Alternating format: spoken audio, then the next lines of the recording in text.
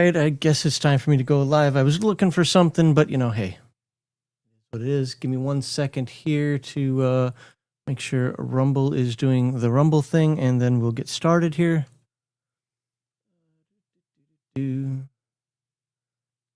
Here, pop out the chat. I said pop out of the chat.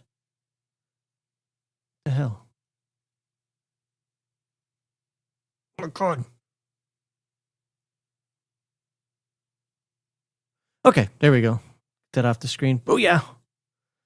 So that's right. Not gonna do something Palladium today. Well, maybe we will later. But right now, not gonna do something Palladium. I know people are gonna cry, but it's okay. We can do more things than Palladium here. Hello, Bane. Good to see you. I decided to look behind me and say, I got a bunch of little things on that shelf that I don't know if I'm ever going to get time to cover. And I was looking for, I think his name's Greg Gillespie. If I'm wrong about that, that might be some of the people they hate. I don't know. Anyway, I was looking for his Mecha vs. Kaiju game, and I'm like, I thought he gave me a PDF of that, but maybe not. So because I couldn't find that, I thought it'd be neat to talk about Mecha vs. Kaiju, I decided instead to look at the Basic Experts Atomic Punk 2240, because it's another game that I paged through it for 10 seconds when I first got it, but have not really looked at it since then, and I want to add it into our streaming schedule at some point, but this year the streaming schedule has been so off kilter that it might be 2028 before I get to it. This is not going to be a deep dive. It might not even be really an overview. I'm going to look at it for a little bit. Basically, I'm going to look at it until I get bored. No, that's not to say that this game is bad, but until I just don't feel like looking at it anymore. And then, hopefully we'll get an understanding of what the game is about. And if not, well, you know what? It's Tuesday. It's not a normal stream day. I'm just doing this to hang out with you guys. So, all right. Let's zoom in. So what is Atomic Punk 2240? Hell if I know. It's about a dude with a shotgun and a cigarette, as all dudes should have, and her on her knees. There you go. Everything you ever wanted to know about the game, and now the Basic Expert is going to hate me forever. All right, yeah, it'll tell us hopefully in here somewhere. By the way, I have a new microphone and a new... audio station. I don't know what the hell they call it. So if I sound funny, if it's different, I don't care. But if I sound bad, let me know what I need to do to fix it. And hopefully I'll have a new arm in this week, because this one can bear... This mic is smaller than my old one. And it can't hold this microphone. So, Baron G-Rock. Oh my God, you exist, sir. How have you been? Good to see you. Good to see you. Glad you're here. And yes, everyone hates me forever, and you had to come back just to say that. Good job, sir. Good job. All right. Like I said, I don't know how much of an overview this is going to be. I don't want to make anything special out of this. We're just going to take a look at it. And if you like it, I've already got the link in the description. And, okay. Forward there. Okay, here we go. Can I read this? Atomic Punk is similar to Atomic Punk 2160. Second printing, blah, blah, blah. Creation of 22, motivated by desire to streamline, clarify. Okay, I was required equipment. We all play role-playing games. Definitions. Okay, uses some old school definitions. That's great. Okay. A turn is 10 minutes. Okay, so this looks like it is old school oriented. A round is 1 minute. It's funny because people, especially as we're covering D&D, like, can't have a round be a minute. Doesn't make any sense. Like, yeah, you can. Yes, you can. You have to consider it's not just like I swing. Oh, I missed, so I have to wait another minute before I can try again. No, you guys have been jockeying back and forth, getting position, doing all types of stuff. So consider it as, I know some people like to get so pedantic as how many bullets did I use? And maybe this game does that, I don't know. But really, I only fired one bullet within 1 minute? Not necessarily.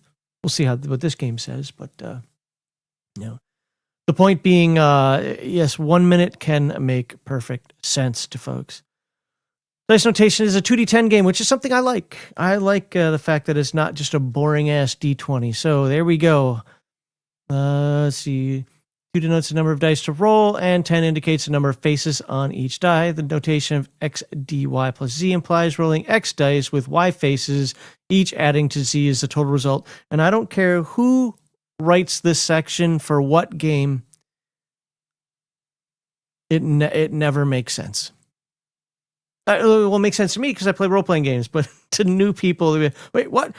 And it's weird because they don't understand that this is called a face, and that's, and I think basic experts, verbiage there is perfect. It's just new people who don't understand that there is such a thing as a D10 will still be, what, that's algebra? I have to do algebra in my game? No, not really. But that's why we have experienced people to teach them. Saving throws, okay. Tests typically made with 2d10, good. I like that consistency there to determine if something detrimental happens to a player character. Default target number is 11. I think, if I remember correctly, 11 is the pretty much the base target number for everything in his game, if I'm remembering correctly, but we'll find out more as we go on here. But modifiers can affect the target number. For example, a creature with 3 hit dice will raise the target number to 14. Okay, 11 plus 3. So 11 plus the number of hit die. That makes sense. Algebra, yes. Thaco, no. That makes no sense. That makes no sense. More powerful monsters may have higher target numbers for such throws. Got it. Key atomic number. This is the number any character needs to have a minimum. Oh, sorry, I cannot read apparently. This is the number a character needs to have as a minimum to be any desired class in the game. The number a character needs. Oh, okay, I get it. Okay. This is his strength, dex, con, etc., etc. Got it. So this is his special for you Fallout people. Okay, I got it there. Full Metal Dragon says Thaco would improve this game. Okay, well, that's kind of mean, but we'll find out. I know nothing about it other than it's 2d10. I do like the concept of 2d10. I really do. I like bell curves. That's always been something that as target numbers get higher, they shouldn't just be a 5% increment higher. They should get higher and higher and more meaningful and easier. Same thing. All right. The system, 2D system. Oh, familiar to anyone with experience in pen and paper role-playing games, especially those who have played well-known dungeon delving games. Wink, wink. I don't get it.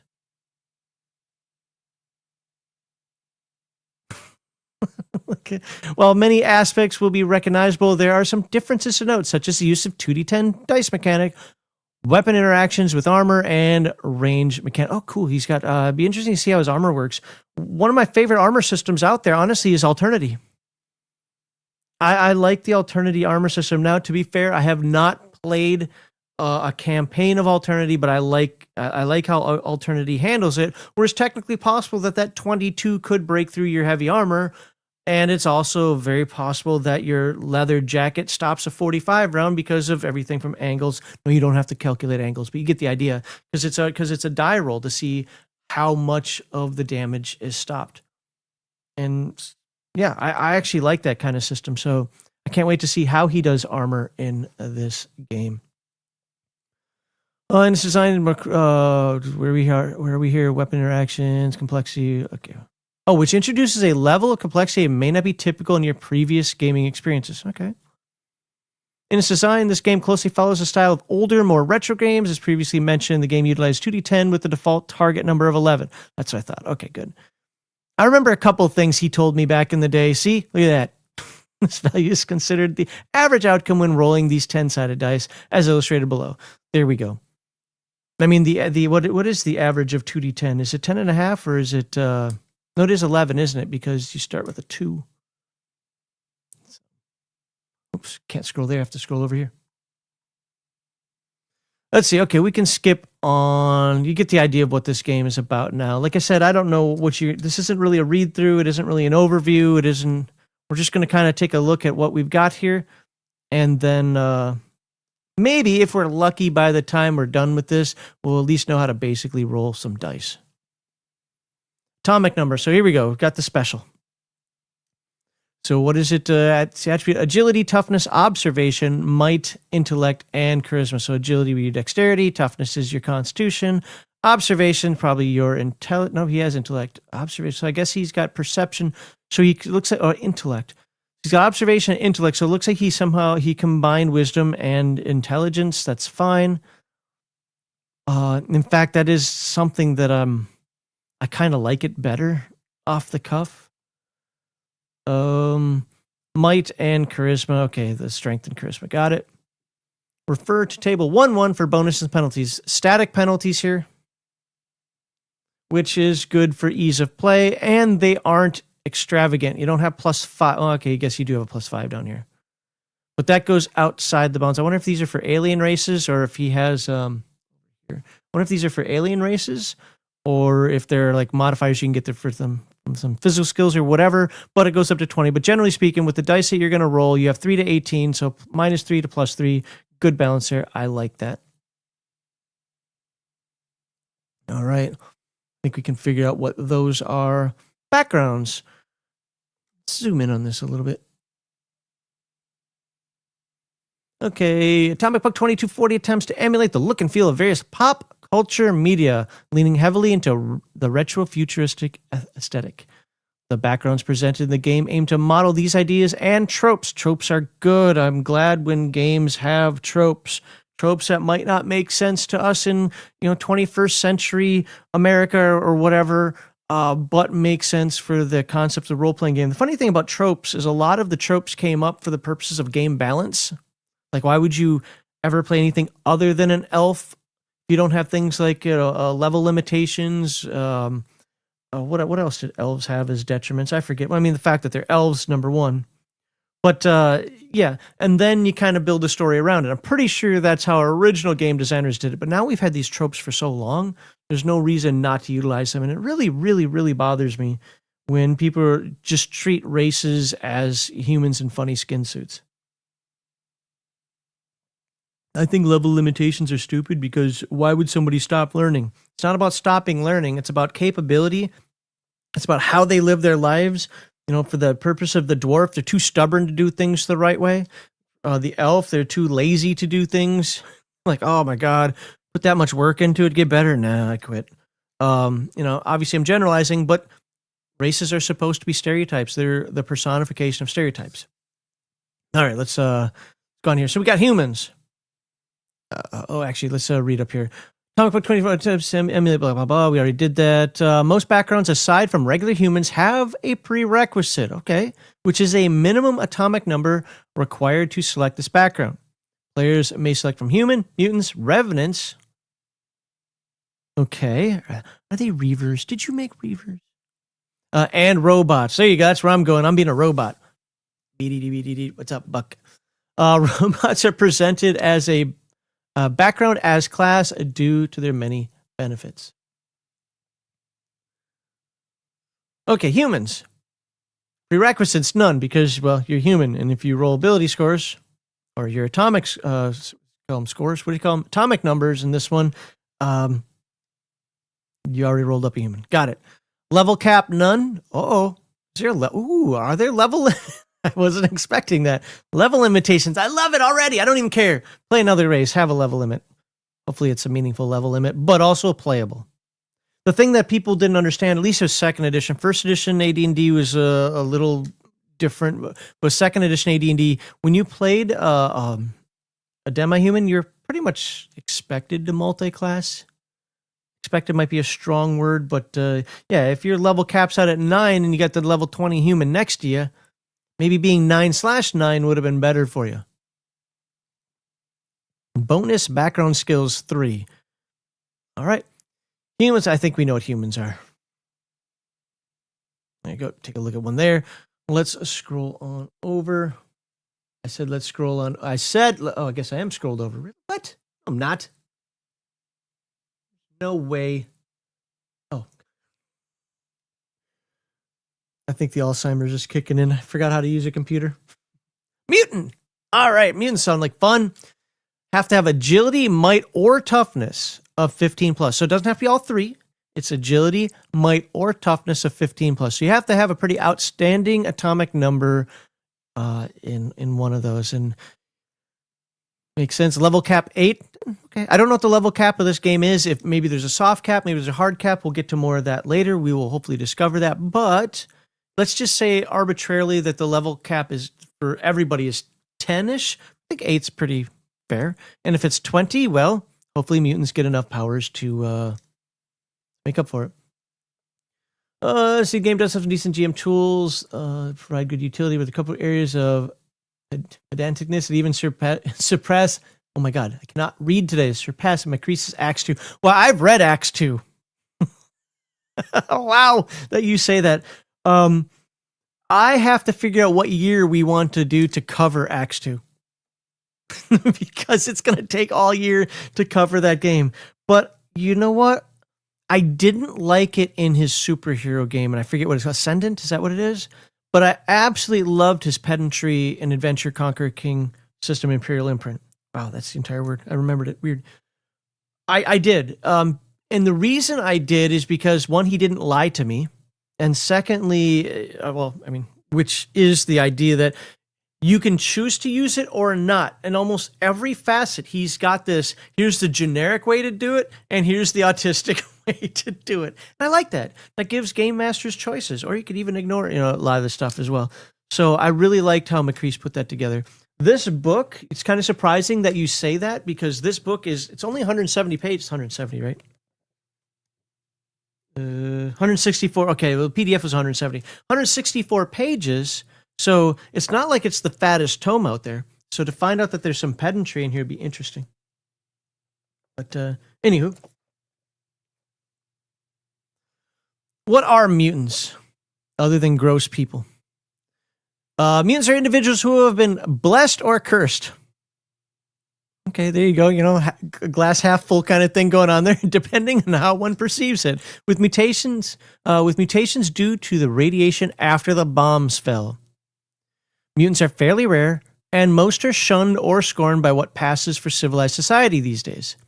Most mutants are feared for good reason, as their abilities can be extremely powerful and can put non-mutants at a disadvantage. All right. So, again, knowing nothing about the game, level cap of 8. So it looks like this is a front-loaded class. Or what do you call them? Background. Front-loaded background. So if you're playing a short campaign, or if you just want to look cool up front and then eventually let people possibly surpass you, this might be what you want to play. I like concepts like that. One of the things I love about Palladium is a lot of the characters are front-loaded. Doesn't make them less viable at higher levels. It just means you're more capable at lower levels.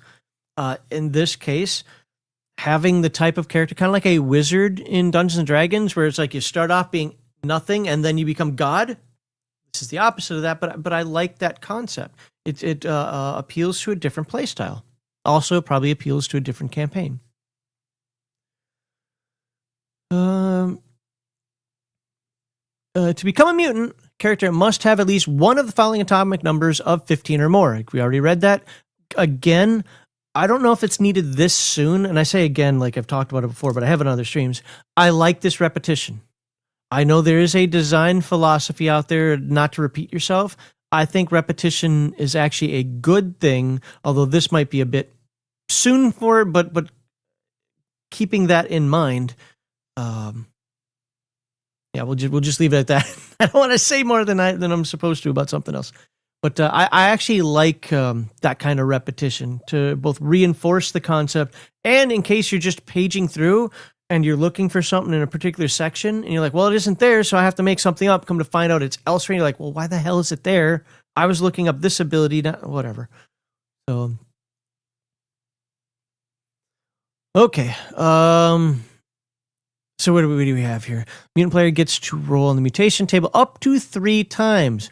1 time for every atomic number that meets the prerequisite. That's a cool way of doing that. I like that. So it isn't like the player guesses or has to roll or anything like that. Hey, for every one of these abilities, you have... There we go.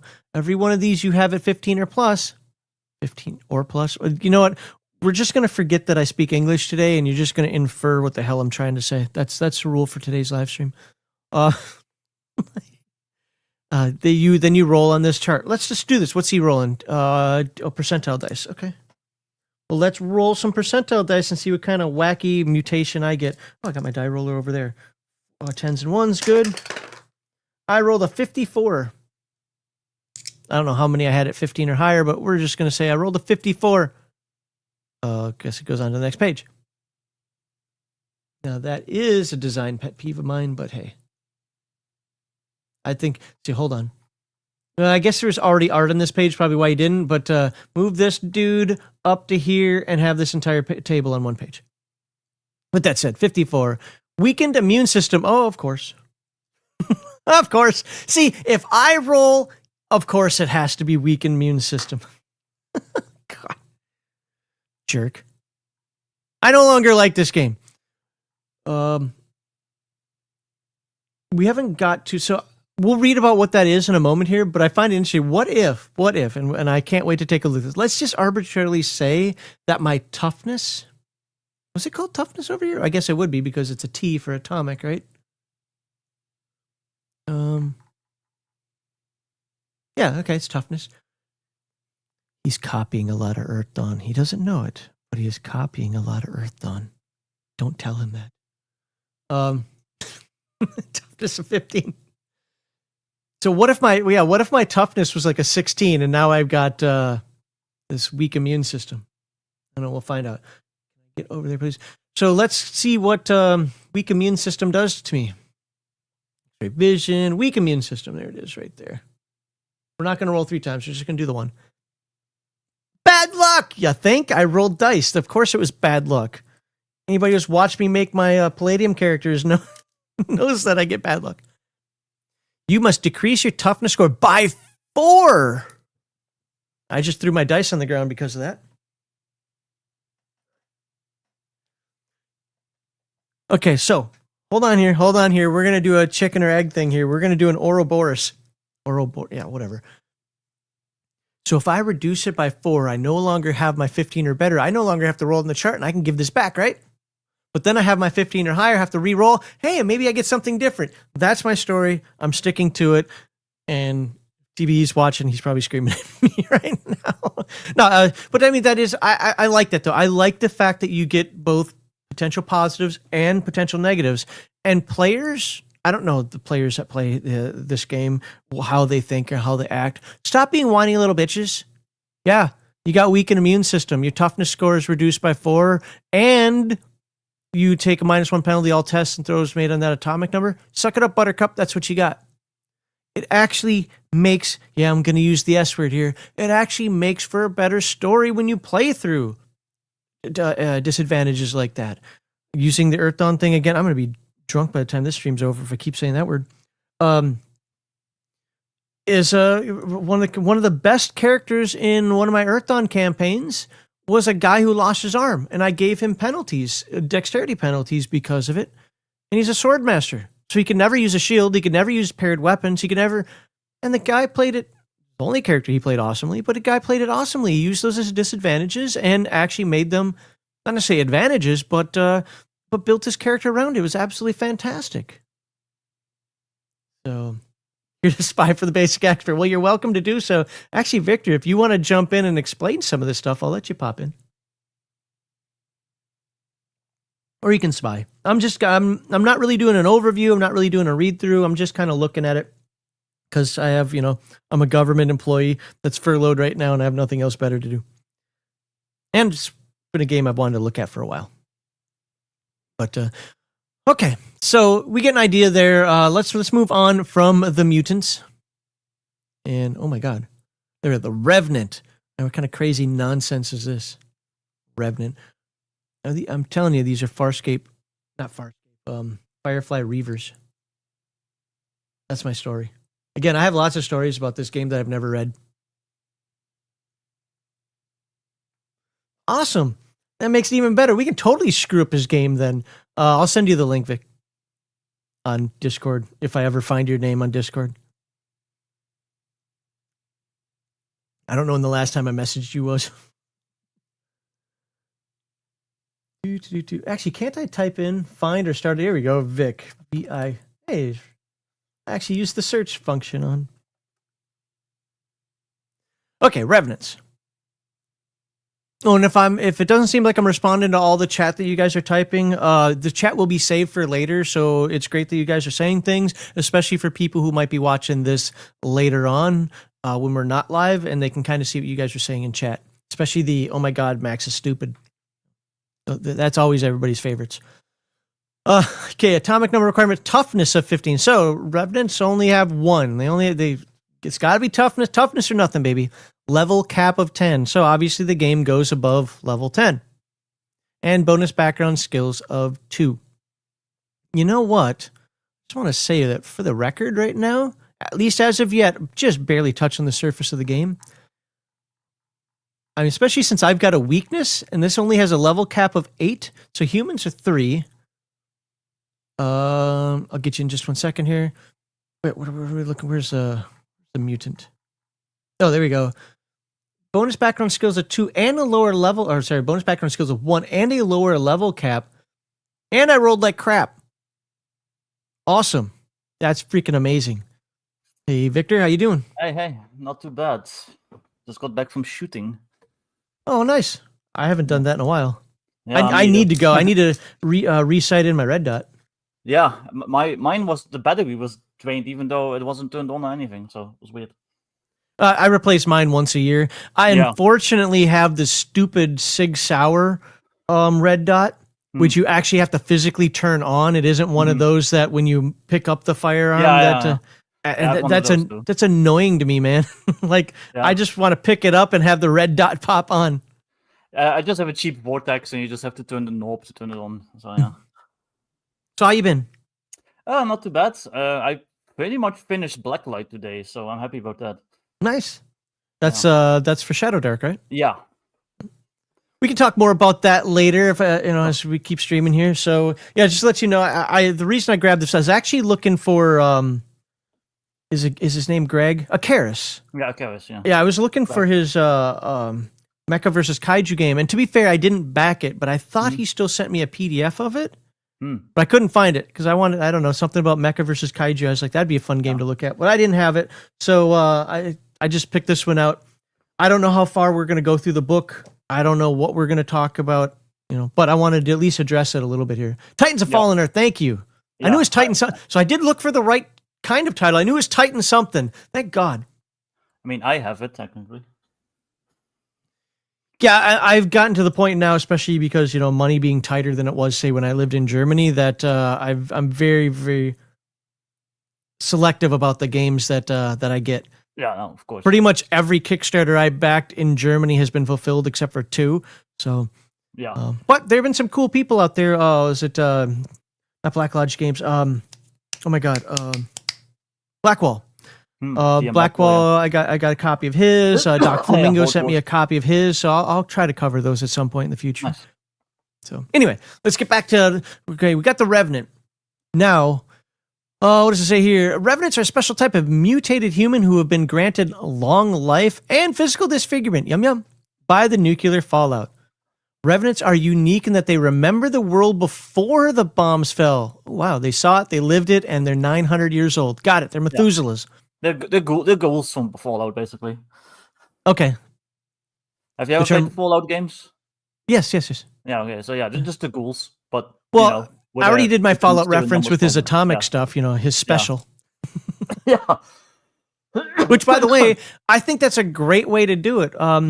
When I was writing my game, which I'm never talking about anymore, because when I talk about it, I don't write it. I don't do anything with it. When I stop talking about it, I start jonesing to make it better. So I'm never talking about my game again, even though I'm doing it right now. I did somewhat the same thing. It's well, no, I don't want to tell people what it is because they'll steal it from. No, it's the stride system, and the attributes are based off the word stride. Yeah, nice. Yeah, I helped them come up with some of the the ability score names because it can be pretty hard when you have to fit it in under specific letters. Right. I definitely ran into that myself. But what I like about it though is it's something that you can write down, you can remember. I always had wanted a tabletop RPG to do something like the special, where it's like you can just remember, like, hey, what's your special? In this case, what's your atomic number? I actually think that's a good thing. I think Yeah. that's it helps stay in people's brains more.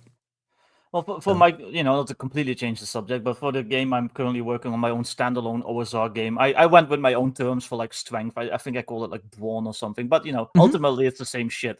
But I wanted Yeah. to give it like their own terms just to fit the setting a bit better. Absolutely. Brawn was one of them that almost made it to Yeah. my list when I was using a different word, but didn't make the cut because I wanted a different term for reasons we can talk about later.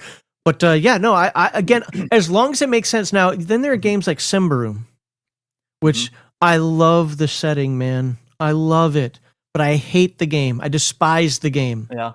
And the reason is because you can call it whatever you want. So when I'm like, hey, Vic, make a strength check. I don't have strength. I have power.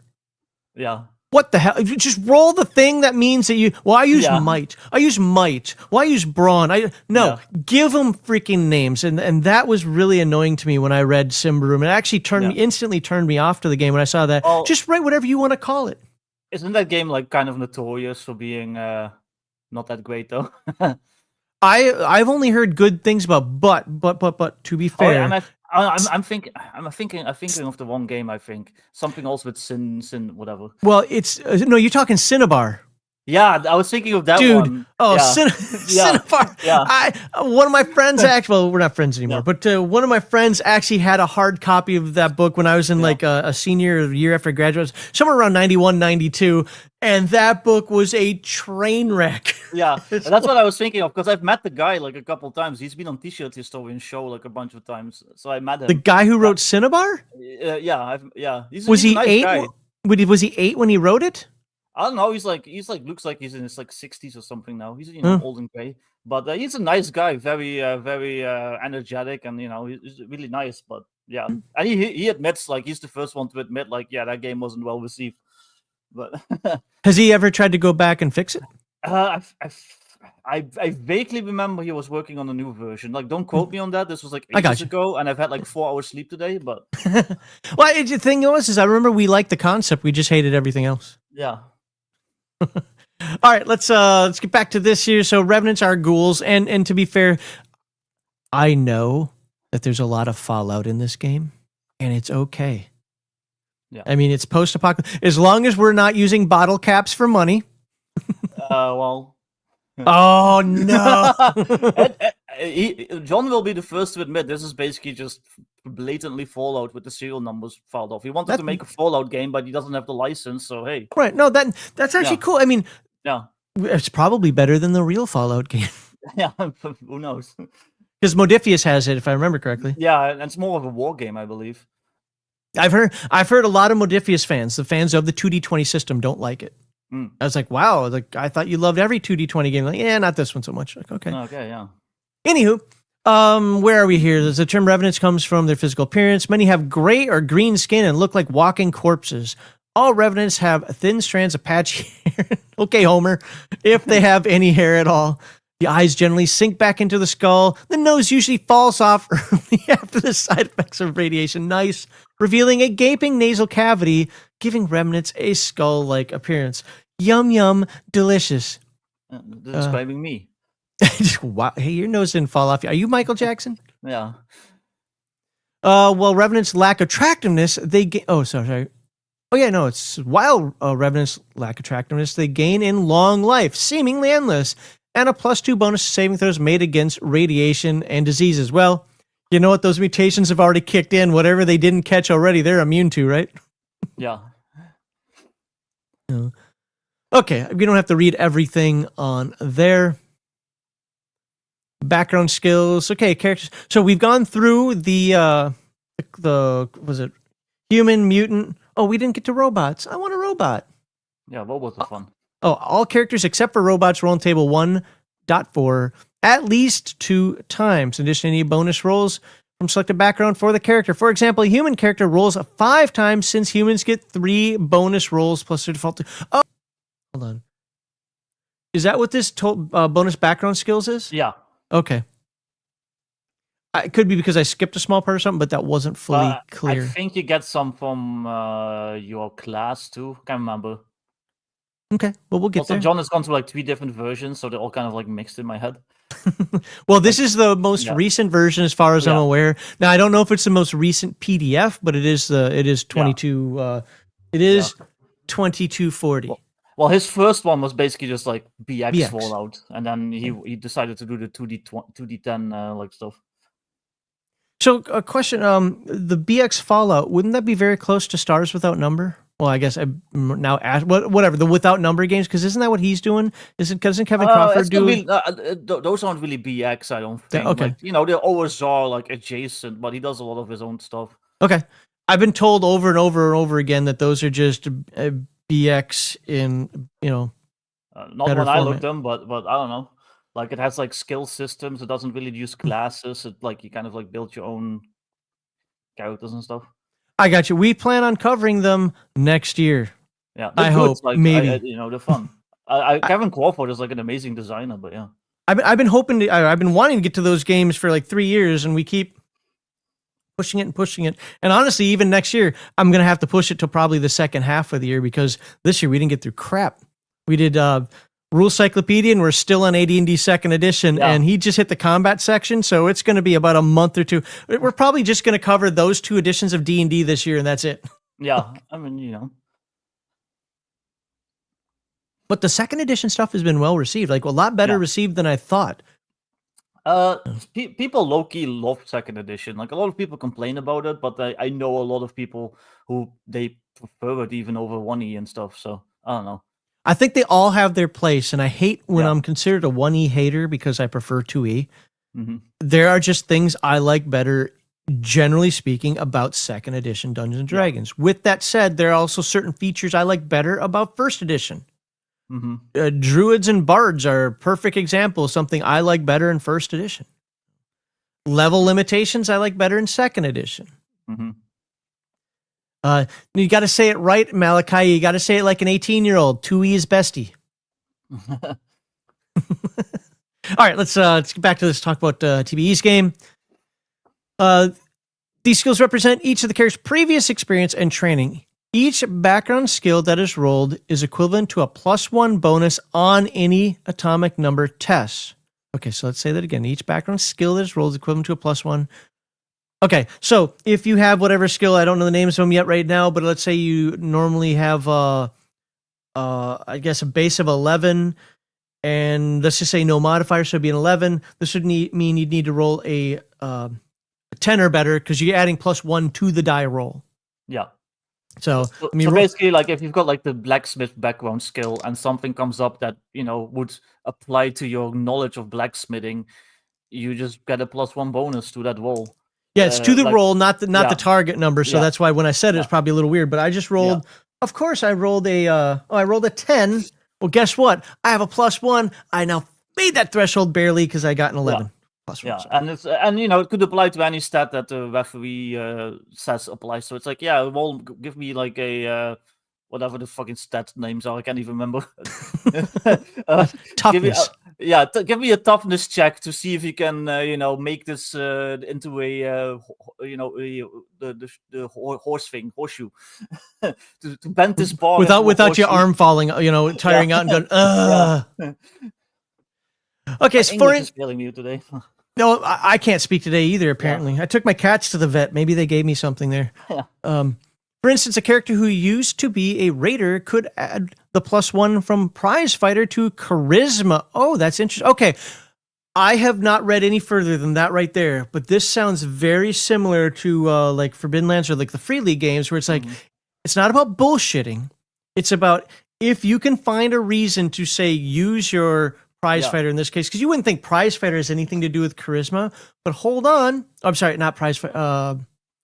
Prize fighter. But background would be applicable. For instance, character used to be a raider. Okay, you wouldn't think that the whole raider thing would have anything to do with charisma, but when you add prize fighter on there, he's recognizable. People might know his name. I don't even know what the skill says, but we'll look at that later. But hey, man, you know how to comport yourself, because some don't show it. professional athletes actually go through some sort of public relations type class, so they know how to speak to people, even if it's just a 15-minute thing to say don't cuss. Well, you also just know how to mean mug and stuff like that. So Right, that might right. help with intimidation, like John's saying. Yeah, intimidation, absolutely, I get, but I'm talking like the charisma. I personally would see more of a might thing for that, but I could also see charisma, absolutely. So yeah.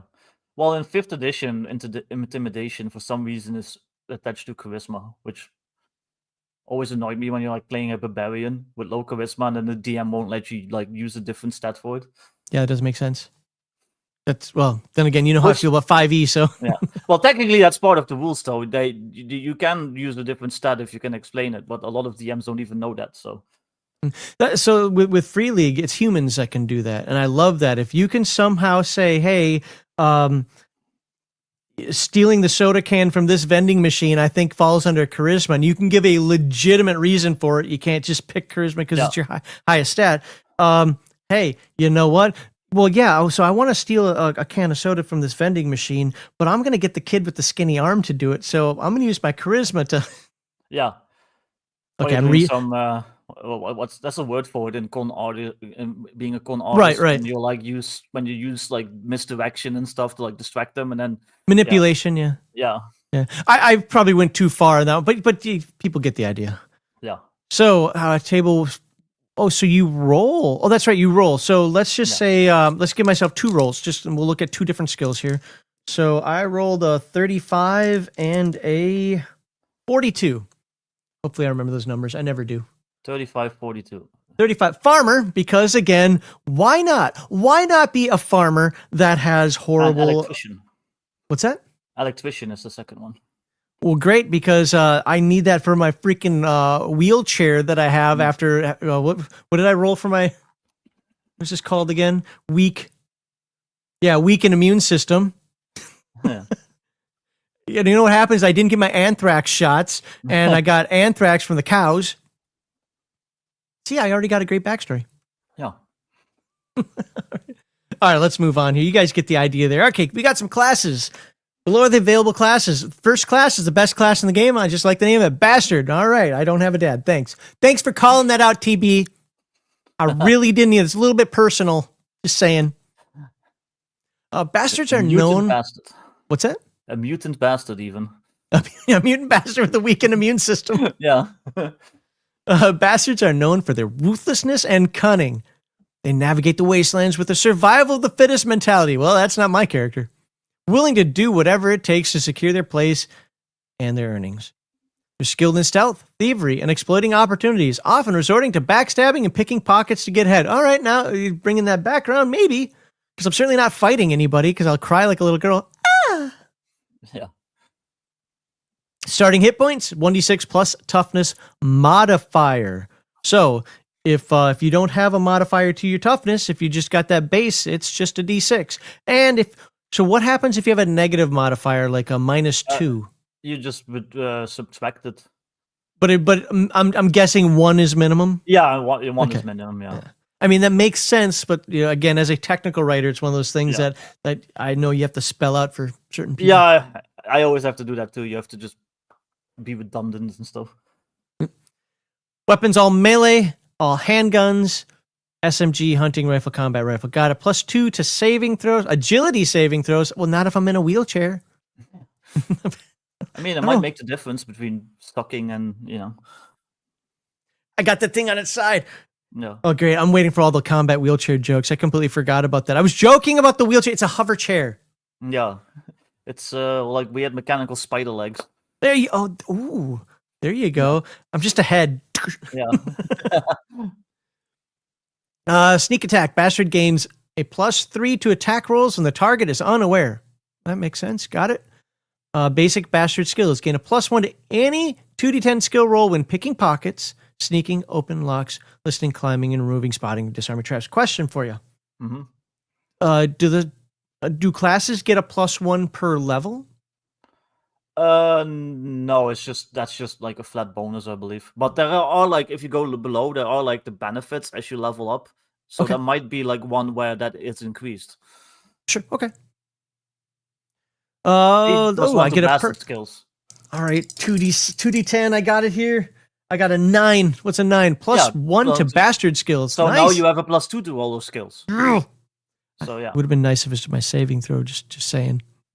Yeah. I'm still weak. I still have a bad immune system. All right, looking like 1950s Sha-na-na right there. Yeah. And experience points looks very D&D-esque. Yeah. Cool. All right. Let's move on. Oh, tough guy. Once again, looking almost like 1950s. No, he's kind of moved on to the 60s. It looks like the guy from Fist of the North Star. Oh, yes. You're not wrong about that. You're already dead. Yeah. The one anime I know. Good job. Brawler, I think we figure out what he can do, but he gets a D8 hit points. Okay, armor, light to medium. Cool. Lead fists. Unarmed attack by brawlers deal 2d4 damage plus the character's might modifier. Ow. Character gains +1 to all unarmed melee attacks. Quick footwork. Once per combat round, this character may apply a -4 penalty to one attacker. That is either a melee or long range of the character. That's cool. I like that. It's just once per round, so it's not overpowering, but it's kind of like a sort of a luck roll. Yeah, and it's you're melee only, so that might be the difference between being able to close the distance. Yep. To like some guy shooting at you and beat the shit out of him. Yeah, and once per day, brawler may choose to take half damage. Again, it's just once per day. You're going to have probably multiple combats, or multiple opponents. I shouldn't say combats. Multiple opponents in a fight, so pick and choose when that's important to you. Mm-hmm. And gets +1 to any roll involving intimidation, physical toughness, strength, and reflexes. All right. So far, so good. So far, I'm liking this. Oh, let's pick our perk. Are the perks all the same? No, it's Just brawler skills instead of 94. Oh, wait, sorry. 9 + 4. 94. 9 + 4 is 13. So +1 to a background skill. Okay. Yeah, so if you have like blacksmithing or whatever as your background skill, you can be like, okay, I have a +1 to that. Farmer. I was a farmer, sir. Yeah. So if you have one that you think is particularly useful in a game, then yeah, you can boost that. Does this chick have hair in her belly? I don't know. Or is that a dude? I think it's not a dude. I see the bottom of the. Yeah, that's just smudges of dirt because she says the same on the face. Good, because I don't like chicks with hairy bellies. Well, who does? Carabineer. Deal maker. Ooh, when making or negotiating deals can gain +1 to the skill check and other social situations. Prices are 10% lower for carabineers. Okay. Again, using the Free League thing, the in Forbidden Lands, oh my god, is it called Merchant? Has something similar. I like it. I always like classes like that aren't really combat focused but do have a different use in an adventure and actually could make the difference between something. Exactly. And the thing is if you're playing by the rules, this is important. First of all, you want to make those deals like, hey, can we just get through here, man? Yeah. Instead of giving up your firstborn son or just having war or something, you have somebody like this. But it also is important for the game to make sure that the character isn't totally useless in combat, where it's like you just have to watch or you're just going to die from every fight. And since this is based on kind of a Dungeons and Dragons concept, I don't see that happening. Let's look. Where is it? Oh, is it down there? There we go. Yeah, it's hit points is 1d8 plus toughness. So you actually are going out there pretty tough. You're tougher than the bastard. And they get access to some decent guns. Yep, and +2 to agility saving throws. So yeah, you might not be that brawler, but that's not your role. But you're going to be able to hold your own. Yeah, I like it. Okay, XP about the same. Demolitions expert. This is the guy who's going to blow up your entire party. Mm-hmm. Fire! With +1 to toughness and agility.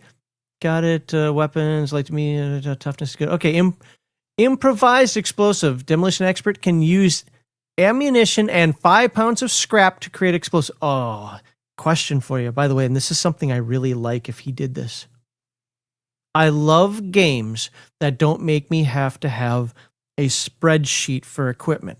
Well, this is an electrode for a Type 2 component, and this is an electrode for a Type 7 component. Now, give me general scrap, metal scrap and electrical scrap, or whatever. You know what I'm saying? Yeah. Like Or something that simple. Shit scrap and medium scrap and good scrap or something. Yeah, like that. something like that. Yeah. I like the general and yeah. electronic personally. Mhm. Where it's like, yeah, and in order to build this or to fix this, it's going to use one general scrap, or it's going to take Yeah. 2 electrical and 1 general scrap. So, is that what he does in this game? I think it's just scrap, but Which is fine. I get that, but is it just scrap? Like, you don't have to worry about. Well, you have to actually have the specific Yeah, I component for the don't- T80. I don't think you have to have like different types of scrap. That's awesome. That is awesome. I like that. You know, you're still meaningful because you still have to Yeah. have the scrap, Yeah. but not where it's like going from town to town to town. No, I has to be a copper tin wire. It can't be a copper aluminum wire. Yeah. Whatever. So anyway, you guys could probably read the rest of that. That's on there. Again, this is just kind of a quick overview of what we're doing here.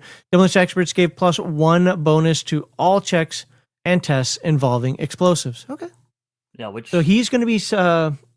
Oh my God! Look at those experience points. That jumped up in a hurry. yeah. So if you remember, the other ones were 1250 and 1500. Now we come to the wizard, which is 2500. Do you know what the reason for that is? No. Okay. I was just wondering if like this character does something like this character has more opportunity to gain experience points. All right, doctors. You're dumb if you don't have a doctor in your group. Yeah. And I don't know, this kind of reminds me of my doctor in Germany. Although my doctor in Germany was a guy, he looked this crazy. Was he called the White Angel? He actually, my doctor looked like Einstein to some degree with that crazy hair. And I'm telling you, he was nuts, but he's also a super genius at the same time. So, you know. Yeah. Armor light. Okay, so let's just go back up here. Intellect 9+. You got to be a little smart. Don't even have to be average smart. You can be a touch below average and still be a doctor. Good job. Starting. Hey, you know what? It's post-apocalyptic, man. They'll take anybody interested at this point. Yeah. 1d6 plus toughness. That makes sense. Armor light. One-handed melee weapons, traditional handguns, pistols, SMGs. SMG's a little weird, but okay. I'm guessing that's just to give them more. Should have given them blowguns. I'll get this needle in you. Yeah. Oh, throwing knives. Throwing syringes. Never mind. +2 to toughness saving throws. Bedside manners. When a doctor uses a what? Metastim? Oh, metastim. Okay, got it. Uses a metastim on an individual. They can effectively use the medicine to aid the recovery of hit points. Instead of the usual 1d6 plus 1, the doctor heals 2d4 plus 1. So 1d6 plus 1 average would be 4.5. 2d4 plus 1 would be 2.5, 2.5, so 5. So it'd be 6. Okay, so that is a higher average. Yeah, and you will always at least heal 2 points. Yeah, fair. Well, three points. Yeah, 3, yeah. Okay.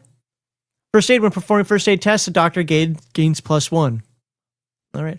How about when performing cyber surgery? Pharmacist.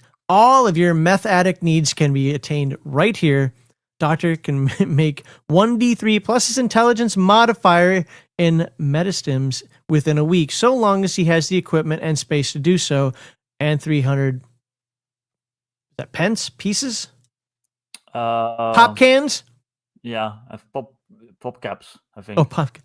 On hand for production costs. Now, you know how I feel about singular they, right? That I despise it and all its uses. Yeah. And TBE has been using singular they throughout this book until right here. Even with that said, consistency is more important than. He also calls it he, and then the image is a she, which is kind of funny. I mean, personally, it's he. It should be he throughout the entire book. But I know I've lost that war with even the Chicago Manual of Style has changed now, unfortunately. But yeah, I'm just saying for consistency's sake. Not that it's that important. 2000, okay. Now we got our witch hunter. I mean, gunslinger. We got our Clint Eastwood. Starts down here. Okay. Agility 9+. Okay. Starting hit points 1d8 plus toughness. All right, so this is combatant again. Mm-hmm. Light to medium, one-handed melee, and traditional. Oh wait, what? weapons: one-handed melee, any traditional laser or plasma handgun pistol. Oh, he doesn't use. So this is a Billy the Kid Clint Eastwood type. Yeah. Okay. So you basically handguns only. Yeah, this is Annie Oakley. Yeah. Well, I guess in this case, Arnold Oakley. Fistful of Hate. When a gunslinger dual wields handguns and pistols, the gunslinger only receives a -2 to hit with the offhand handgun or pistol, unlike the +4 for everyone else. Okay, so he's a ranger. Got it. Surprise! Gunslingers deal double damage to surprised enemies in the first round of combat. Oh, that's awesome. That's good. The gunslinger forces foes to roll observation tests for surprise with a -3 to the roll if negotiations are ongoing. Okay, so that really is a surprise. He's sick of this aggressive negotiation. He's just like, I'm done with you. Boom. Yeah. I got it. I like that. I like how it's nuanced into that kind of like one aspect. You don't get it all the time, but if he tries to surprise you while he's talking to you, basically he's trying to talk you down before he kills you. That makes sense. I've done similar stuff with my like kind of like face type characters. I always call it failure to communicate. But basically, like if shit goes wrong and they get mad at you, you basically get to like have a chance to pull a weapon and shoot them real quick. Sure. Okay. So Full Metal Dragon. Let me put this up here. Says these XP charts make no sense to me except to keep up appearances of being OSR. It's why I asked the question because I'm truly ignorant. I'm not asking because I think it's bad design. I'm actually curious. So one of the things that we paid kind of close attention to, and we're going to probably do it a little bit more later on in the book, is that like in AD&D 2nd edition, what you come to find out, the reason why certain classes have higher experience is potentially game balance. Yeah. Have you level a little slower because we know when you get to a certain spot, you're going to be pretty tough, but also access to experience points. So because there's no thief experience points outside optional rules, there's no direct thief experience points for the amount of gold you get. Your chances for getting a lot of experience as a thief is actually lower because you're not going to be in the front of the combat. Probably not going to be getting a lot of kills. You can't just throw spells everywhere. Every time you make an open locks roll, it's a dangerous situation, right? Like, so your chance for XP is lower, so you need less XP in order to be able to play the character, so to speak. Mm-hmm. So my question for you is, insofar as you know, is that also kind of design mechanic here as well? Like the reason that this character needs so many more, where is it? Oh, it's down here. XP is because his access to gaining the XP is higher. I do think he uses like caps for XP to a degree, so I'm not sure. I think it's mostly just balance. Okay. Because this character is probably considered more deadly than the merchant or whatever. Sure. So okay, I'm just curious. It's just OSR-isms, Full Metal Dragon isn't quite wrong. It's to keep up the appearances of being OSR, but I wouldn't even call it the appearance. It is at the end of the day, it is John's take on an OSR game, but kind of like using his own system rather than it being BX. Yeah, I guess my question or follow up to that would be, if I'm playing another character, or let's say I'm playing, what was one of them that had a really high XP? The Demolitionist. Let's go to the Demolition. So the Demolition Expert, for example. What rates is why is it 2,500? What causes this class to? Probably because that explosives are pretty strong. That makes sense. Are explosives easy enough to get a hold of where the person is going to feel fun? Okay, then that makes sense. I got it. Like that's just off the top of my head, and as a game designer myself, who has had to have I can't fucking talk. Who has had to make similar choices, but sometimes okay, I gotta be honest. As a game designer, sometimes it's also just pure vibes. Sometimes you don't think about it that deeply. You're just like, I just feel like this has to be this way. Like, I'm sorry, but maybe I'm lifting the veil a little too much here, but Well, when you say it like that, though, I mean, like one of the things, again, as I was writing mine, is I had a reason for everything. Mm-hmm. Even whether the reason was, well, that's the way Earth Dawn did it, or that's the way Palladium did it, or that's the way Free League did it, and I want to mimic that because I like it, or because I think this works better for the type of game that I'm trying to run. I'm not saying that's not a reason. I'm just saying that sometimes the reason is more of a gut feeling than Okay, something really concrete. fair enough. I mean, I'm certainly not trying to complain here. I was just curious because that's how I look at it. When it comes to XP for me. I try to look at it in terms of like, well, if it costs you more to get to that level, it's probably because you have more chances to gain XP. Like, look, Victor, I'm sorry, but as the bastard, you only gain 300 XP because of the things that give XP. That's all you're able to do. But remember, you only need 1,250 to get there. Yeah. Whose name do I see in here? Walter MC. You did in terms of XP. 4 times more, so you're gonna get 1,200 XP, but you need to get all the way up to 2,500 before you get a level. So, well, even in old school Gold for XP, like D&D editions, though, like classes had like different XP progression. So even if you were all getting the same amount of XP because you found like 2,000 gold and that's like split up between the 4 of you, whatever, like the wizard is gonna like take slower to level than the whatever. So it's just an OSRism, like okay, and that's fair. This people need to remember that Atomic Punk did start as like literally just like a post-apocalyptic PX game, so he probably just didn't want to like reinvent the wheel completely as far as XP goes. And I know John kind of does like that OSR, like the gold for XP type stuff. So he does or doesn't. Yeah, he does. Like obviously, obviously. I mean, he just made a fucking Zero E clone, like, and so, He and I will have to disagree on that. Just because I understand, just because I don't care doesn't mean I don't understand. As Homer Simpson said, I do understand what gold for XP means. People keep acting like, well, if you don't like it, means you don't understand it. Yes, I do understand it. I still don't like it. no, that's fine. But it does explain a lot of stuff, especially if you do get for pop caps or whatever. I believe so. He might have changed it for this edition, but in the one that I played, which I think was the 2nd edition, we did get XP for finding pop caps. But I believe we also got XP for other stuff. So that's cool. Just for the folks in chat real quickly, I don't know why I didn't make any changes to how I live stream or whatever. I'm guessing that's a YouTube thing. And to be fair, I agree with you. I don't like it either. I think it should say the username that you want on there, not at blah, blah, blah. Yeah. So if there's something I can do, if somebody finds that there's something I can do to change that, I will change that so it appears as your as the username that you want out there, not your at something. So... But I didn't change anything. I didn't do anything differently when I set this up. All right, let's move on here. I already looked at that. What other classes we have? I think we're gonna go through the classes a little faster now because I want to get to some other stuff. We have the Survivalist, Wasteland Mystic. That's just gross.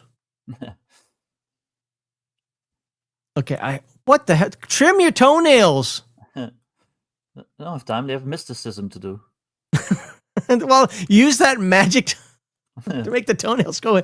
Charisma plus, no, that is not a charisma of 10. Nope, I disagree. In the Wasteland. And you know what? Yeah, when you're that hard up. Yeah. Okay, you win. Yeah. 1d4 plus. People you have like tentacle legs and shit. Like. There, whatever. Wrap me up, baby. Yeah. Love it. What are we talking about? Oh, yeah. Saving throw +2 to intellect saving throws makes sense. Wise words. Gain +1 to social interaction tests and reaction rolls. Like, that makes sense. Okay, stop. I disagree with that 100%. Number one, if you actually work with people in the world, you come to find out that people live on emotions. Not the people who always give the most rational arguments are the ones who never win the arguments. It's always about feeling. Mm-hmm. It doesn't matter if it's if it's on politics, if it's on religion, it's on what you should do to raise your children or save money or whatever. People go with their gut, not with rationality. And I say this intentionally because I've run a lot of games where the players will come up with like the most rational, makes perfect sense plan. This you can't say no to this. And then when you show them historical context of all the times when cultures or people or whatever said no, and did the dumb thing, well, that's just stupid. Nobody would ever do that. Yet it happened. So I disagree that being wise gives you a bonus to your social interaction. Just makes you look like a smarty pants and nobody wants to listen to you anymore. Well, it's just a name. I know It's a that's cool name. Oh, no, I'm not mad. It's just Yes, you are. You're Mad Max. Fucking I am. I'm horrible. I'm Mad Max. Mad Yes. Max. Yes. No. Honestly, though, it's more about telling players like doesn't matter how logical you think you are, and you can dot every I and cross every T. People will do the things that they want to do, and that's just the way it is, man. But yeah, we got wise words that gives you a bonus social interactions and reaction rolls. By the way, I love reaction rolls in games. Master of mutations. Mystics gain their powers through mutations. Mystics have learned to unlock more mutations through meditation. Oh Lord, can I get a tail? I want a prehensile tail, please. At levels 3 and 6, once again at 8, Wasteland Mystic may roll for a new mutation. Well, I'm pretty sure that if you went the Mystic route, you're going to roll for that mutation. So, okay. So that's why he looks all creepy with the fingernails and toenails and Medusa hair. Yeah. Looks like 80s David Bowie. By the way, lots of character classes in this. I like that. Yeah. Isn't like a choice of 4. I mean, we got a bunch of character classes in here. That's pretty cool. I'm a fan of lots of classes. My own stuff always has a shit ton, so. Yeah, as long as they're truly unique or they truly provide a different gaming experience and not just some sort of fluff where I could do the same thing with a different character class, I 100% agree. Bloodlust. When a Wasteland warrior is reduced to half hit points or less, the warrior gains +3 to attack rolls, +3 to damage, and attacks against him receive a -3 to the roll. He turns into Yoda. It's all bouncing around. You can't hit the little freak. Okay. Yeah. By the way, it says to attack rolls. It didn't say to melee combat, so this includes shooting. Yeah. Well, yeah, you're basically, a commando guy. Okay, well, there you go. Those are the character classes here. Honestly, I spent a little more time on that than I wanted to, but I like the fact that Victor's here to clear things up. Robots. I'm already happy with these robots. I love the look of these robots. They're not just androids. Oh, look at me. I have synthetic skin. And nice little touch with the smiley face there. Yeah. Okay. Good. That is a very good touch. I like that. You win, TBE. You win. Yeah, he does fun art. Well, I like it because... Is we good? Well, it's also reminiscent of Fallout and reminiscent of 1980s, I wouldn't call it graphics, but we'll go with that kind of emote faces. Yeah. So that's a win right there. I like that. All right, now, if you want to be me and play a robot, let's find out. Level cap of 6. Lame. I want to up my processor. Yeah. A robot must have at least 2 physical attributes with a score of 13. Well, it's all hey, I don't know how the creator built me. How's that my fault? What if I have all 10s? I'm still a robot, right? I just can't adventure? You're robotist, sir. Or fleshists. I don't know. Starting hit points, 48 plus toughness modifier. That's a lot. Yeah, that's why your level cap is only 6, because you start off way tougher than everyone else. Fair, okay. Robots begin with default armor equivalent to hardened metal armor, tier 6. Wow, okay. That just sounds impressive, because I'm guessing there's tiers 1 through 5 before tier 6. Yeah. Weapons, special. I want a taser or a cattle prod, and I just want to poke. Saving throws, no bonuses. Robots are immune to radiation, poison, and disease. What about a virus? Just wondering. Asking for a friend. Perceptive, equipped with enhanced sensors. Robots gain +2 bonus to surprise checks. Robot rules. A robot character can never gain more hit points. So I can't slap on armor? No, you can, but you don't gain more hit points as you level. I want to be the up armored version. Yeah. I want compartments in here, so if like one area gets obliterated, it doesn't bleed over into the other compartments. Robots cannot naturally heal like organics. Yep, of course. Okay. They must be repaired at a cost of 50 pounds of scrap, along with, they are pop caps, along with 100 pop caps. As a Minnesotan, I approve of the word pop. Mm-hmm. No soda, it's pop. Oh, Zoomed in maybe a little too much there. And I zoomed in more. Why not? Per hit point to be repaired. Wow. So I'm hoping scrap is somewhat easy to come by, because 50 pounds sounds like a lot. Rolls to repair a robot are considered a moderate level of difficulty. Is that an 11? I haven't seen the chart yet. So. Probably, yeah. What mechanic, in your opinion, is unique in your game, and which is your favorite, and which are you most proud of? Wait, what? I don't Are know. you talking to me or somebody in chat? Because the game that I'm covering right now, I don't know crap about. But I'll put this up here.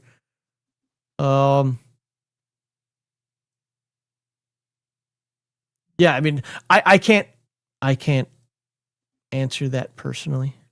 Yeah, I don't know off the top of my head because I'm tired right now. So it's like I can barely even remember my own games.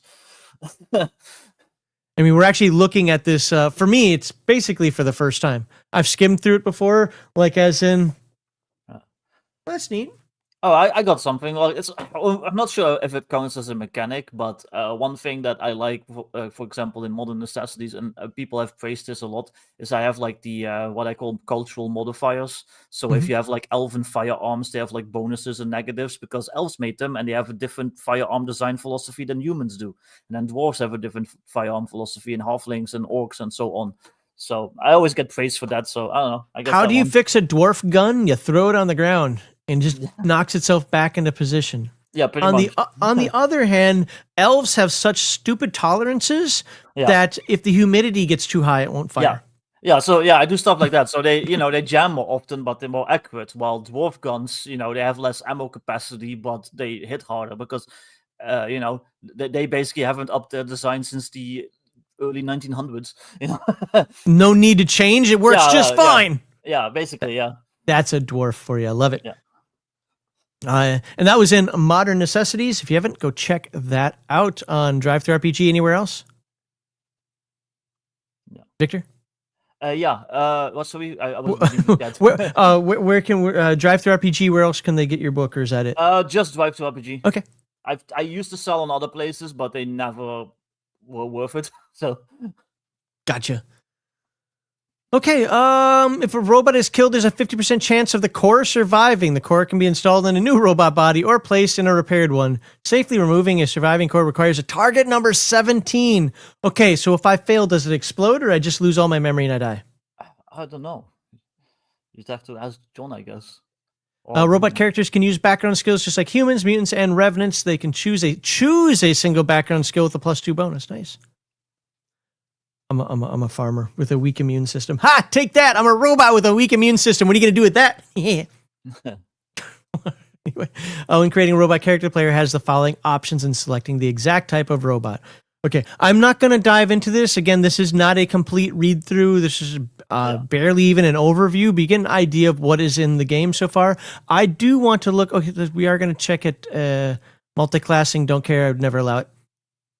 But the game is based on it. Don't care. Still wouldn't allow it. The game is literally called Multi-Class Adventure. Don't care. I don't allow multi-classing. Stop it. Our advancement through levels is the primary motivation for player characters to repeatedly risk life and limb in the wasteland. PCs progress in levels by earning experience points. More wastelandy name we could have come up with for that. I don't know. X-ray points, because you're always getting bombarded with X-ray. What? For experience points, you mean? I don't know. Nuclear points? No, that's dumb. We can come up with something better than experience points. We can do it. Put our noodles together on that one. which are obtained by defeating monsters and acquiring pop caps, the in-game currency. Pop caps and other valuable items with the pop cap value. Saying that over and over again is going to make me laugh more and more. With a pop cap value can be discovered in abandoned bunkers and ruins. 1 pop cap equals 1 experience point. Okay.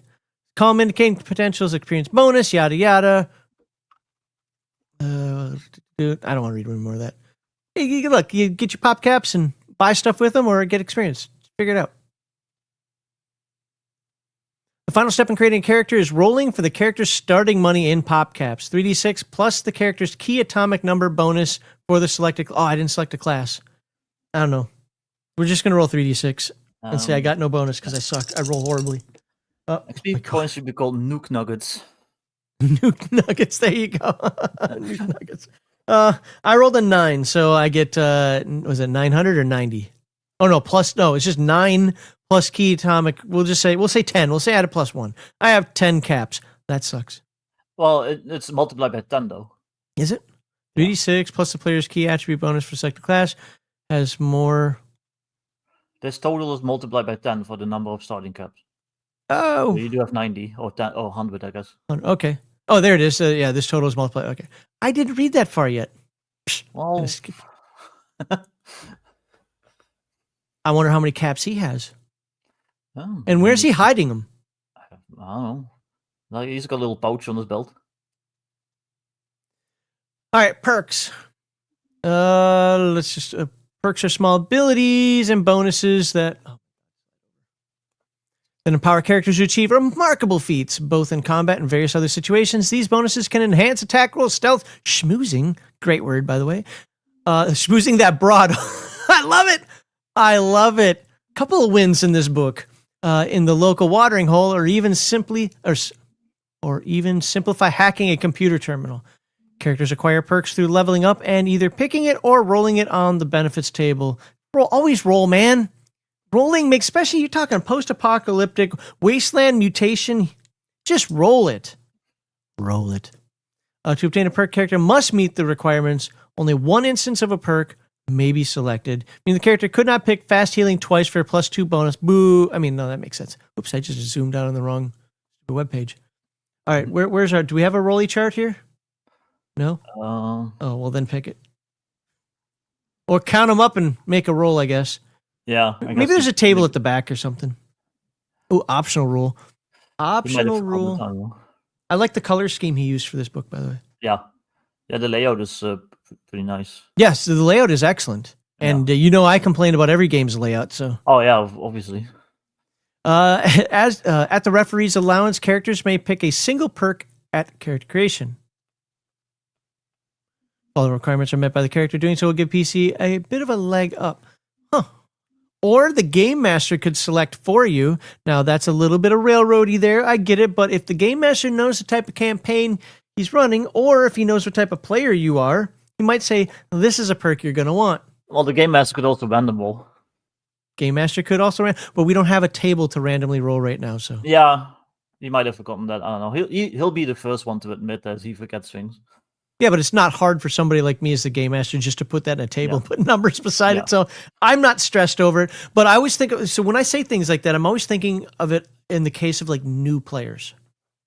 Like, how is somebody new to the game or somebody new to the hobby? Because even though he's implied a couple of times in here, this is based on other stuff and players with experience will understand yada yada. I like to think of it, what if this is like the first book somebody has? Like, wow, this cover looks cool and I want to play a game like this. And the rule book doesn't seem to be as fat as that 5e nonsense out there. And the font is a readable size. It's not 9-point font. And then it's like, I don't understand.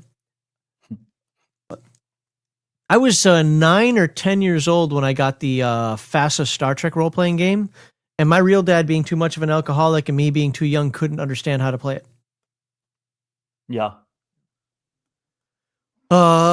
So yeah, a lot of people don't know that. The actual first game I ever owned, that was a role-playing game, never played it because we didn't know how, was the FASA Star Trek role-playing game.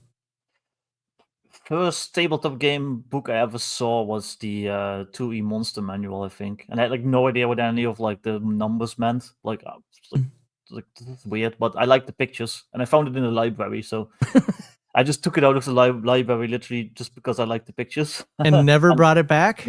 Oh, no, I did, but... Oh. Okay, Max, what is your favorite... Let's put this on here so I can read it. What is your favorite mechanic from After the Bomb, and would you add it to another game you run? What's the most creative or unique game mechanic for roleplay you've seen in any game? I've played so many games. I'm going to start with the second one. I've played so many games, nothing is creative or unique anymore to me. That's not arrogant saying that. I mean, there are interesting ways that games put things together, But off the top of my head, I can't think of something that'd be like that is unique. Because then I'd be like, well, that was also done there. Was also done there. I like the way certain games function. For example, one of my favorite things that I kind of steal now from Free League is every character at the table has a relationship with every other character. Now, is that concept brand new? No. But putting it on the character sheet and then making that a core concept of character creation, I wouldn't say is new and not necessarily unique, but is certainly, to me, it's a good way of saying, hey, even if your relationship, let's say Victor just joined the group, we've been playing for a year and a half, and Victor just joins the group. That relationship might be like, I don't know who this young twerp thinks he is, but I'm gonna have to find out more about him. Something like that. That gives me role-playing impetus to do things with this character, to learn more about him. I like that. Trying to think other things that I've seen in other games. I mean, as far as unique, and I hesitate with that word, the step system from Earthdawn Drink is by far without hesitation my favorite system. One of the things that stopped me from writing my own game is because I've been covering Palladium so much recently. It's just what our channel's kind of turned into. That I'm looking at converting Palladium to the step system in a very, very, very, very, very easy method. And I think I got it working. Step by step. Day by day. No, I think I might actually have that in place where I can use all the play. I can run your Rifts game, but use the step system. So I haven't tested it yet.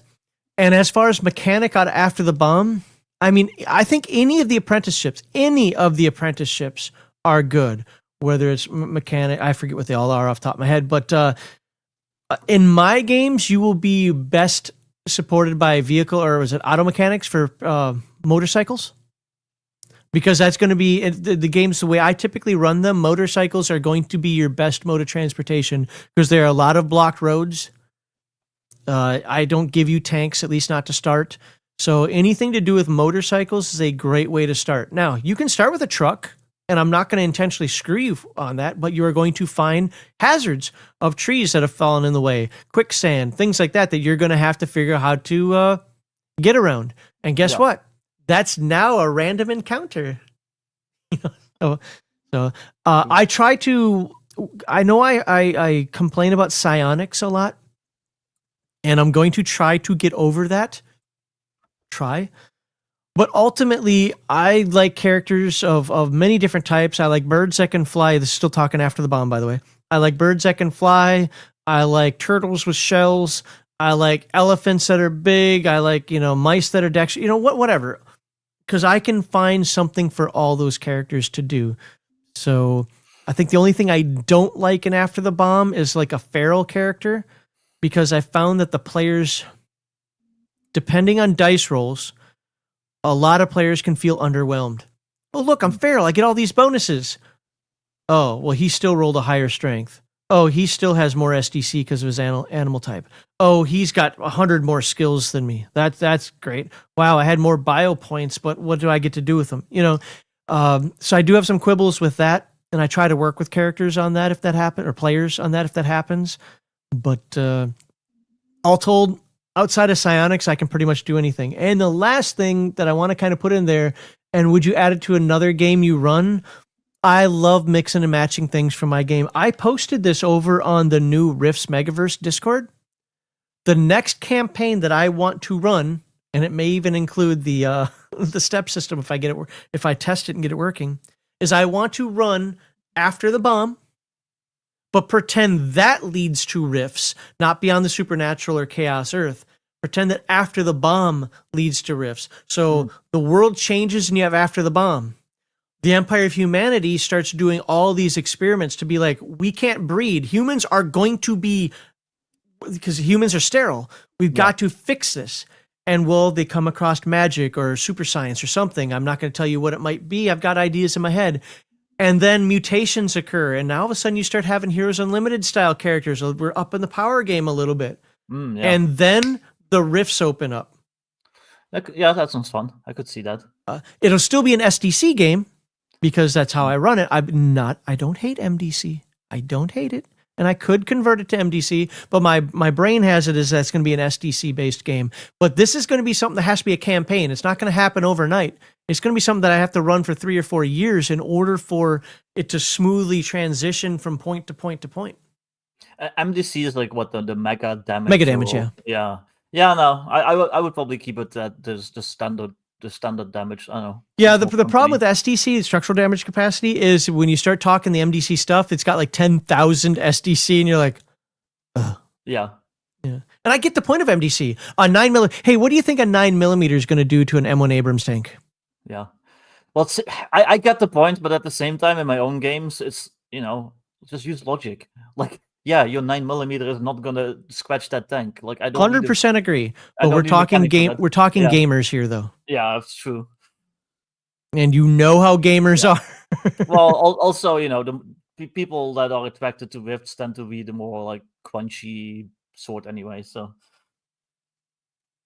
all right, let's move on here. What are we even talking about now? Oh, these are the perks. Let's pick a couple of perks. Let's just scroll down. There we go. Lightfoot. We're gonna do Ghost and Lightfoot. They're probably similar. Let me guess. They're both for the bastard. When sneaking in shadows, caves, underground, and at night, roll any such stealth checks with a +3. Again, I like that. It's not at all times. It's when you're in the right environment. Yeah. Good stuff. Lightfoot. Mines and other floor traps will not be set off when stepped on. Okay.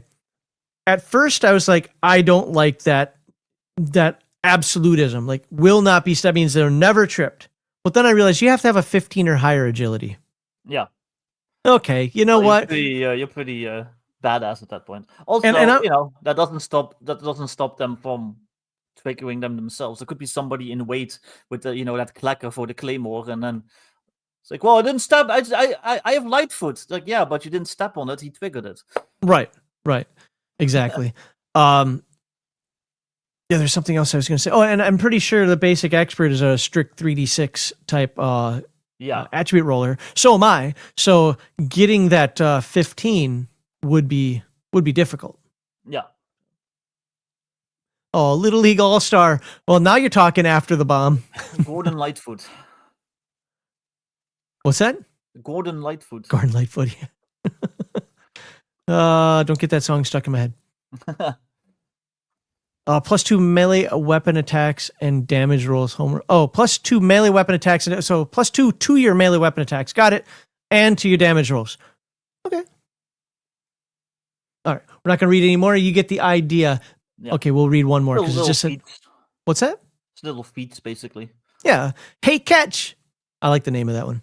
+2 to thrown weapon attacks and thrown weapon damage. The range for short, medium, and long range thrown weapons is increased by 10 foot.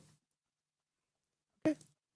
Cool. So, yep, you get your perks. Let's move on. Equipment. I am not going to look through equipment. We'll look at some of it, but I'm not going to spend a lot of time on equipment because I want to look at the game mechanics, because I'm getting to the point now where I think the video for this purpose, we're coming up on an hour and a half.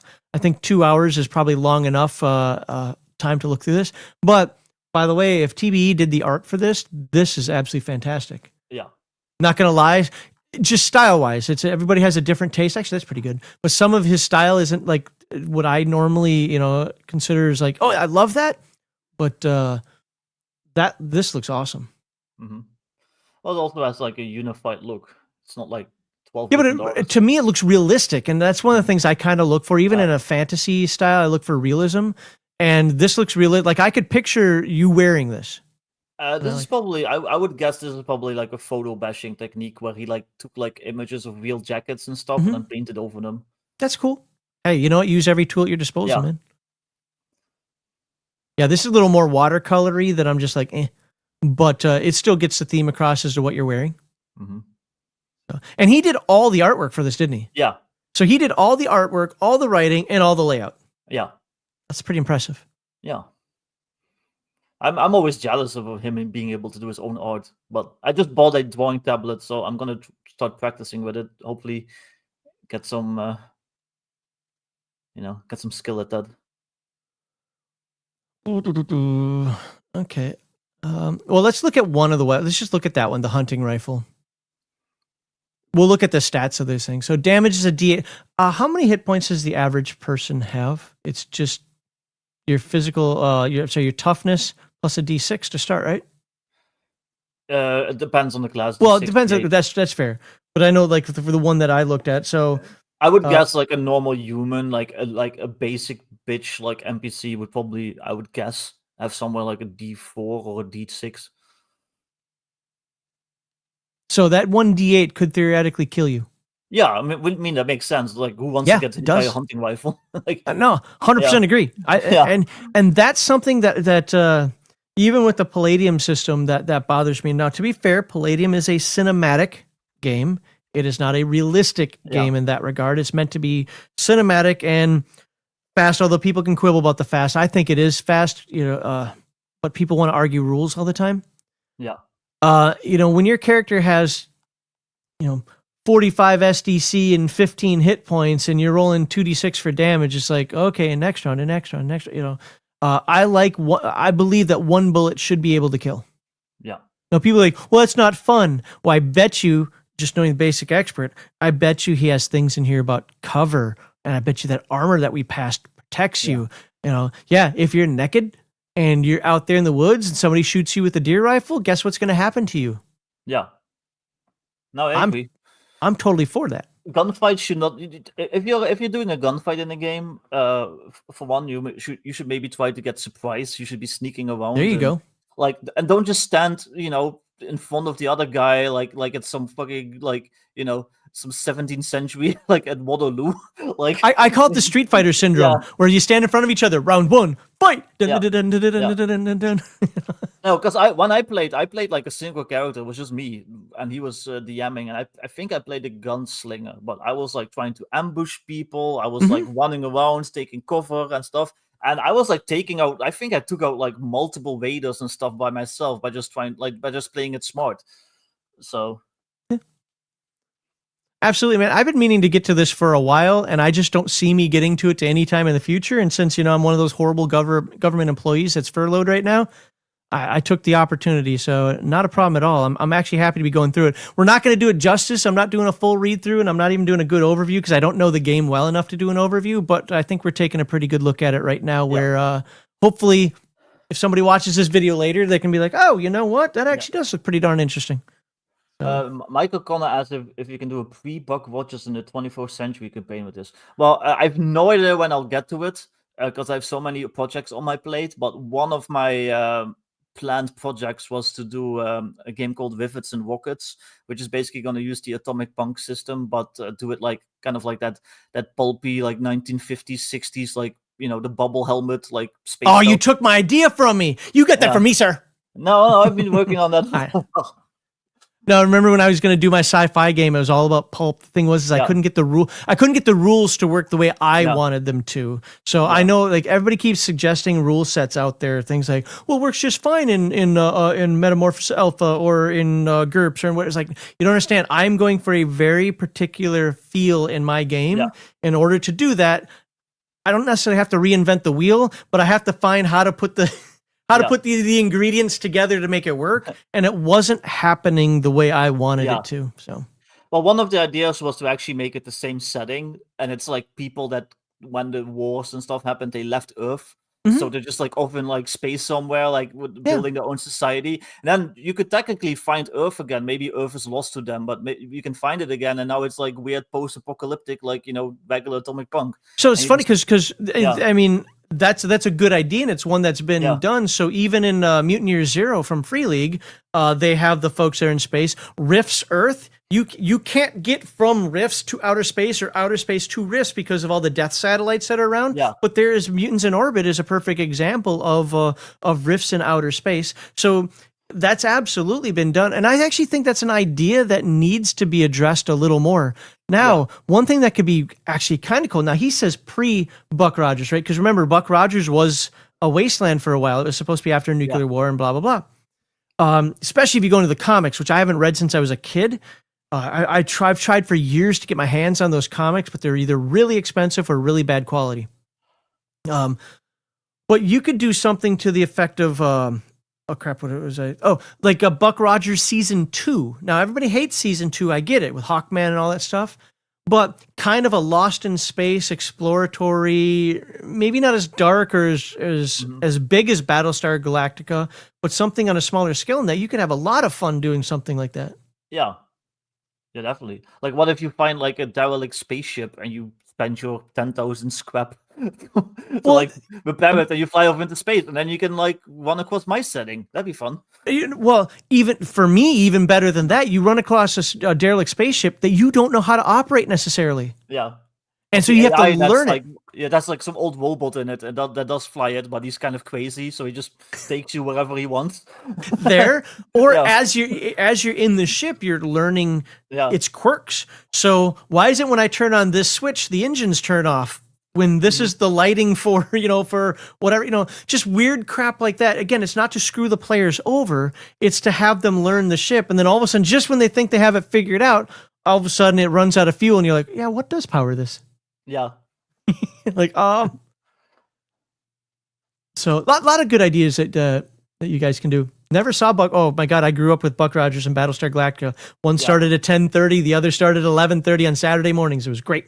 The intro song for Buck Rogers, which I think was only for the pilot. I don't think they used it for the pilot included them actually singing it. After that, it was the same. It was the same, but they just didn't sing it. Well, I just remember the scene with like all the hot chicks with like the silver and stuff, and the one with the giant glasses, and it's like Buck Rogers like laying around frozen, and it's like singing about him like being frozen. Yeah. Like, that was the movie pilot. Yeah, and then there's like all the hot chicks like riding all over him. Like I still remember that video. Very James Bond-esque, right? Like that lives rent free in my head because I saw that as a kid, and I was like, oh, that's pretty nice. There's an episode, it's an old episode now, but there's an episode of South Park where they mock it, and I'm telling you, the South Park guys did such a good job of copying that theme song. It was when some like weasels or whatever, it was like, I think it was to make fun of the Israel-Palestine war, if I remember correctly. But it was like the communist weasels versus the libertarian. I forget what but Cartman was it back in it's so lazy. Cartman spinning. Yeah.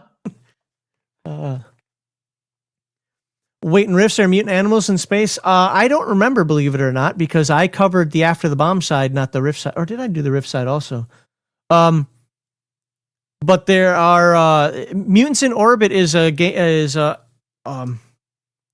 book for both riffs and After the Bomb. So the riff stuff was more of an equipment manual and kind of talking about a couple of the corporations that are out there. The After the Bomb side had much more lore and history and things that are going on. So because Riffs already has like 1 million world books of history, it didn't need more. That's my story. Let's look at this gun. Let's get back to Basic Experts game here. Atomic Punk 2240. I gotta get corner protectors on that book. Damage D8, range 200, 400, 800. So do you know off the top of your head what the range penalties are? No. Okay, we'll find that. I assume it's something like -1, -2, -3, like something simple like that. Okay. Well, what we'll do is we'll hit the rules up. We're not going to read through every rule of the game, but we'll look at some. Usage die 1 in 4. What does that mean? Ammo usage. Yeah, it's so basically he does the same system that I always use. So you don't track ammo. It's just like the referee is like, okay, you've been, you finished combat. Give me a reload roll, and then you have a 1 in 4 chance of requiring a reload. So if you roll a d6 or whatever dice he uses, I can't remember. Yep. I always use d6. So like if you roll a d6 and you roll a 1 to 4, well, you have to roll reload. So and then you detract one of your ammo things. Here's what I like about that. This goes back to the beginning of the stream. Remember when I was saying, and this is to the folks who are watching, when I was saying, hey, 1 minute combat rounds are okay. Yeah. Because you have to understand jockeying for position, trying to take aim. You're attacking actually more than once. I was like, well, with guns, that's a little harder to explain depending on how ammo is done. Go back, rewind this thing. You'll see I said that there. Well, when ammo is done this way, 1 minute combat rounds are perfectly fine. Yeah. Because, and this is the weird thing. I know there are people out there who can do it, especially competition shooters, but most people actually don't pay attention to how many rounds they shoot. No. I've been out to the range. Oh crap, my 45's on that table. It's not sitting next to me. Yeah. I've been out to the range, and with anything more than my 45, which has 8-round magazine, I'll be like, okay, I think I have 3 rounds left. Boom, boom, boom, boom. Oh shit, I had a 4th one. Because I always clear out the magazine, right? Yeah, and that's me not under duress. Yeah. Imagine being under duress. So I'm totally okay with that. You probably took 3 shots. We only fired 1 time. You made 1 roll to represent the entire round. Well, it just lets you focus on the fun of the combat and not have to do any bean counting doing. Right. And then maybe if it's a long combat and the GM is like, well, you fired that Uzi like 4 times already. Like, give me a roll. See if you have to reload. Especially Uzi, because people forget to take their. It's notorious for people forgetting to take their finger off the trigger. Yeah. Is the Uzi used anywhere anymore? I know in the 80s we loved it, but is that... They still have like that modern, like the micro Uzi. Like, okay. I'm sure bodyguards and stuff like still love to use that one because it's so compact. Okay. But yeah. Okay. And let's see, where are we? 8 pounds. Now, how does encumbrance work? Does he go pound by pound where I have to have a spreadsheet, or is that just kind of a... I can't remember, to be honest. Okay, no, that's okay. 35 pop caps and magazine 20 pop caps. Wow. The ammo is just as much as... Yeah. You know what, though? I'll give it credit, because in Mutant Year Zero, the rounds are also your money. So you're like, wait a minute, do I want this bullet for survival, or do I want to buy something with it? I don't mind it. It forces you to like maybe scavenge for ammo and stuff, which is a big part of the post-apocalyptic experience for me. So. Yep. Well, anything survival, right? Yeah. Cool. Well, we're not going to look at all the weapons, but you get an idea of how they are annotated, and we'll take a look. We'll find the rule that talks about range at some point here. Again, we're not going to read through every single rule of the game. Full Metal Dragons. What's that?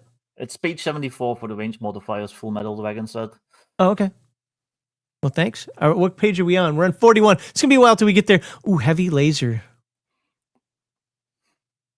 Laser SMG. Is that just like a pulse gun? Yeah.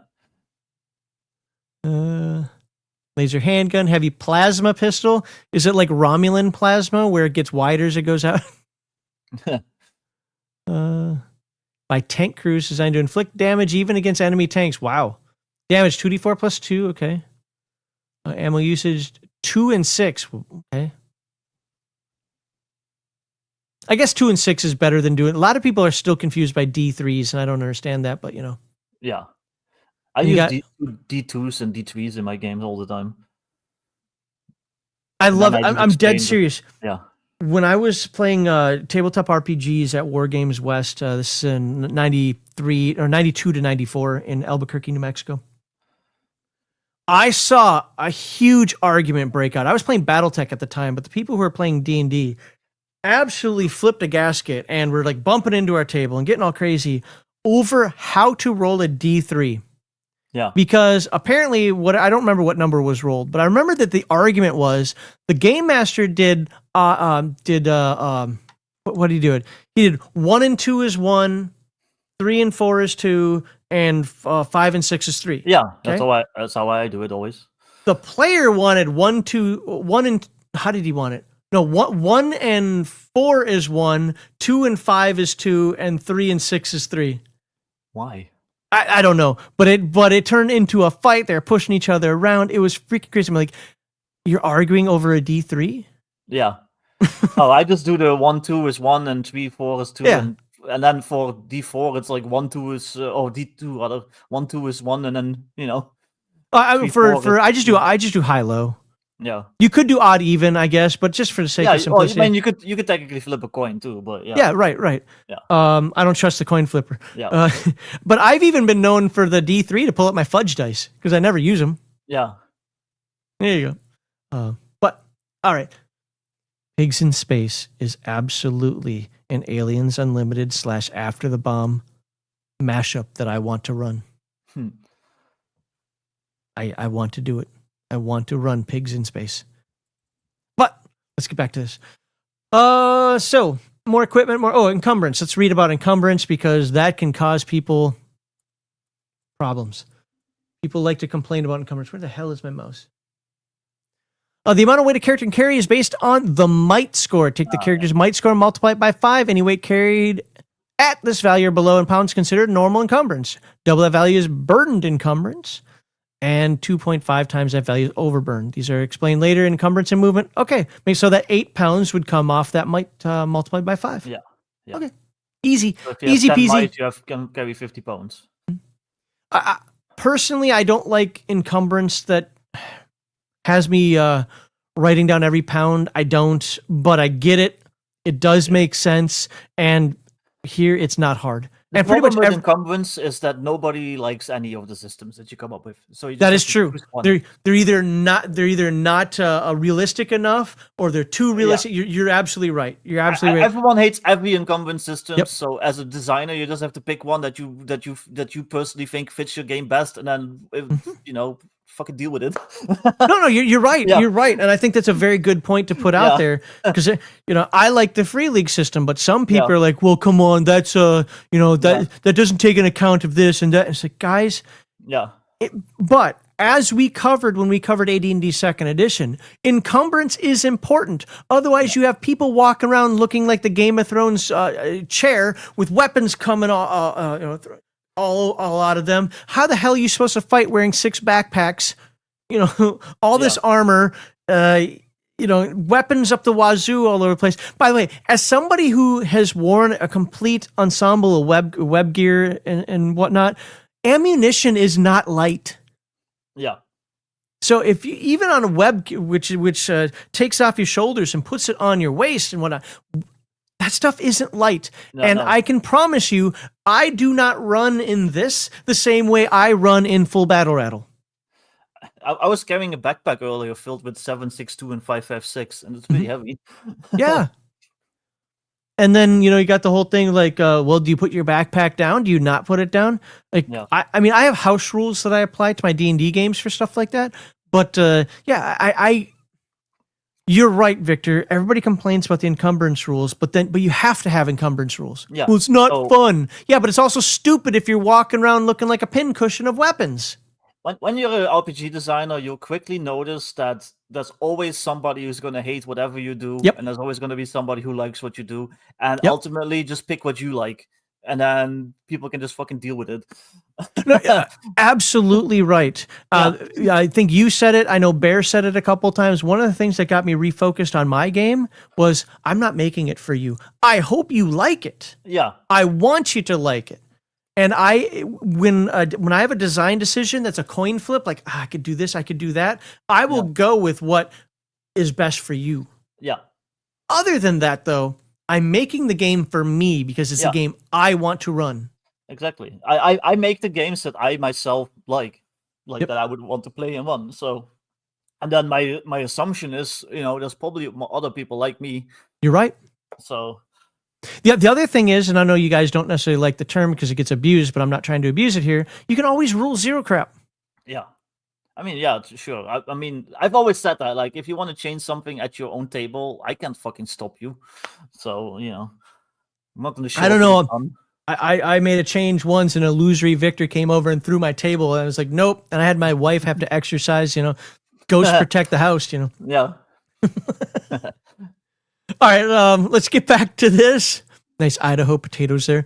Now, what is this? Narcotics. Oh, we're getting a little adult here, folks. We're getting into the PG-13. Nope, we're getting into the rated R because you should not be underage and do drugs. So, what is this about addiction? We're not going to read the whole thing. We're just going to read this first paragraph here and then infer from there and then move on. I love Palladium because of the insanities, because of the potential addictions and so forth.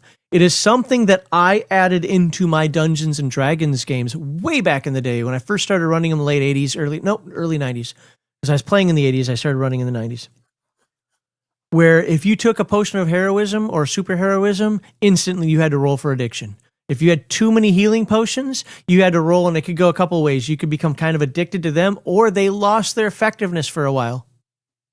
Yeah. Like I love this concept of building up a tolerance or of having this psychological need. I think these add to games if done well.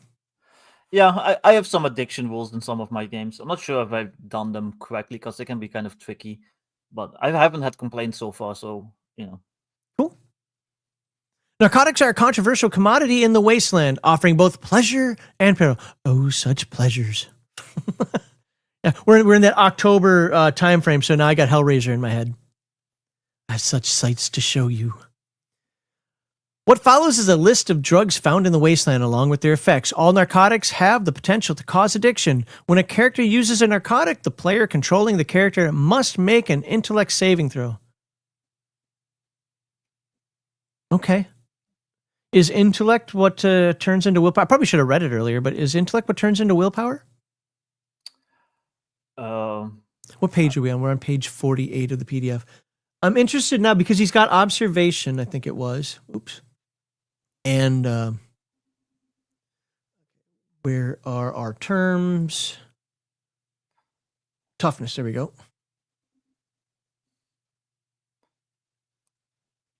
Observation, might, charisma, intellect. There's a character's IQ and knowledge, often valuable for figuring out technology or hacking over tournaments, web providing efficiency and medical. Interesting. Maybe I haven't read enough yet.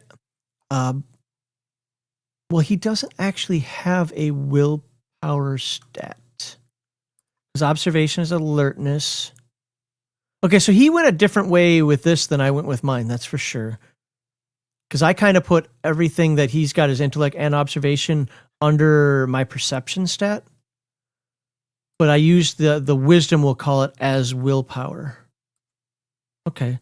And some people would argue toughness, but I think addictions are more mental than they are physical. I know there's a physical component to it. So interesting. All right. Well, I'm not arguing with them. It can be hard. Like I run into that all the time. Especially if you just use kind of like the D&D type stats. It's just like, I'm just trying to just noodle it out in my head, so to speak. It makes sense based on the attributes that he has there. It makes sense. So now, what this tells me, anytime going forward, is that if there's some sort of a willpower role, determination type role, that it would probably be intellect. Success means the characters avoided the addiction, while failure indicates the characters become addicted to the substance. The saving throw must be made each time the narcotic is consumed. Wow. There are different levels of addiction, each with its own set of consequences. Well, oops, I keep doing the wrong damn webpage here. Here, zoom out on this one. Let's do level 4 addiction because we know that's going to be the worst.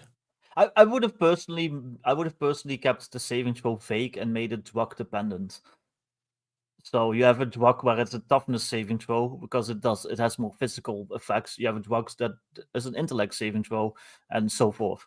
Sure. So couple of comments to that, and I actually got some of this by talking with Kevin Simbita, and even some of the things that you said today, about design decisions. I agree with what you're saying. But then the design decision comes in. Do we want to make it universal? Actually, I'm sorry, it wasn't Kevin. It was Sean. Because I had a quibble about some of the stuff that, let's say, that he wrote. And I was trying to figure it out. Again, I'm not arguing. I'm just trying to figure it out. And his design decision was, well, we have this universal one that never gets used. Mm-hmm. Because we put every drug has its own number, its own saving throw number. I'm sure, and if he's still listening, he could probably put this in the chat there. I'm sure he didn't want to do that for every drug. Because then the next step is this. No, I've been addicted to heroin before. It should actually be a 12, not a 13, that crap. So if you make a nice universal number, you just kind of... Yeah. I'm fine with the universal number. I'm just saying, like, the actual statistic attached. Sure. So, because you were saying, like, well, intellect, like, well, some drugs are also more physical. So, But this sounds like one of those design decision points, just to say we're going to make it easy. And if you, Mr. Game Master, wants to say, you know what, I think this is more of a toughness check, you can do that. That just isn't how the game's going to be written. It's also, it's all an abstraction at the end of the day. You're not trying to very realistically, simulate life. I actually, I know this might sound silly. I wish more game designers would write that in the beginning of the book. I tend to do that. Yeah, I tend to let people know that the stuff I write is meant as an abstraction, and a lot of times it's like simplified and it's not meant to perfectly simulate like real life. Well, you can't. Yeah. Look, I was part of not a test. The game's been around since the 80s. It's just been improved since then. I was part of a training class, there we go, on a game that has over 5,000 pages. Yeah. And guess what it still doesn't do? Perfectly simulate life. Yeah. So at some point, you just got to say, hey, it's like Kevin gets beat up all the time for his firearms rules in Palladium. And I get it. I'm sure you as a shooter have read the Palladium rules and been like, are you kidding me? What? Yeah. But that's not the point of them. The point of those rules isn't to mimic what a firearm does. The point of those rules is to mimic what a James Bond movie does, what a John Wick movie does, and that's what a lot of people don't understand is that the rules. This is why I say system matters. You know, some people, I can play any game, it doesn't matter. Well, system matters to me because I have to know what it's trying to emulate. Mm-hmm. And if you're trying to emulate realism, you're going to have a book as thick as this on just how to use a gun. Yeah. I'm a big gun nut, but I don't try to realistically simulate them. Like you said, I try to simulate tropes and cool movies and cinematic stuff. Exactly. Believe me, try to John Wick some stuff. You will utterly fail. Yeah, but being John Wick in a tabletop game is awesome. Like who won? Right. Who won? Fuck, I can't talk, but you get what I mean. Yeah, absolutely. Okay, so at level 4 addiction, characters at this level must consume the drug at least twice a day or suffer -3 to all 2d10 rolls. Lack of the drug will cause the character to experience a 50% reduction in movement speed as he's stumbling all over himself. Come on, man, I just need a fix, man. I just need a fix. For 3 weeks or until the character partakes in the narcotic again, which he has a movement rate of 0, he's just laid out going, Like level 3, the addict no longer enjoys the beneficial effects of the drug. Wow. Okay, going cold turkey. We're not going to dive into that stuff here. I don't think it's necessary. The hard stuff. And we got a whole by Mr. Blue. I don't want to know what that does. Nope. Okay, skill test. Here we go. This might be where we end. We'll definitely look at that. Was it page 74? I think you said it was. Yeah. But this is, I think, the last important part that we need to look at so you can kind of understand what's in the game. And we'll definitely be past the 2-hour point at that anyway. All right. By the way, I've received some complaints. Apparently this live stream has commercials. I thought I turned them off. That's weird. YouTube always defaults that crap on. And if I didn't turn them off, I apologize. And that might explain why I'm not getting any super chats today. But guess what? I'll make like 12 cents on commercials. So if the commercials are on, I'm sorry. I thought I turned that crap. I may, but then again, YouTube's changed. They always change stuff. So even if I don't run commercials on certain videos, some people still get commercials because YouTube says, we demand you get commercials. I can't. I'm sorry. That's all I can say. Skill test. Rolls of 2d10 will be one of the primary ways of determining if something is a play. Oh, sorry. Why can I not read TB's writing? Rolls of 2d10 will be one of the primary ways of determining if something a player character wants to do is successful. Players during character creation have already rolled and determined a character's background skills from table 1.4 on page 8. And we looked at that. I see an extra space in there. Table. Table space 1.4. Yep. Minus 1 point. Minus 1 point. One background skill, one class skill may be added to a single roll or save. Okay. So you can combine things to get extra pluses in here. But only 1 and 1. I like that limitation. But it allows you to pick what background and what skill you are using. Because you can't use auto mechanics and refrigerator electronics to try to, repair something. You have to pick one or the other. Yeah.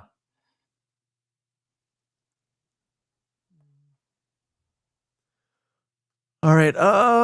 Saving throws and other tests are often much the same thing. The target numbers generally always 11. Generally and always do not belong in the same sentence together.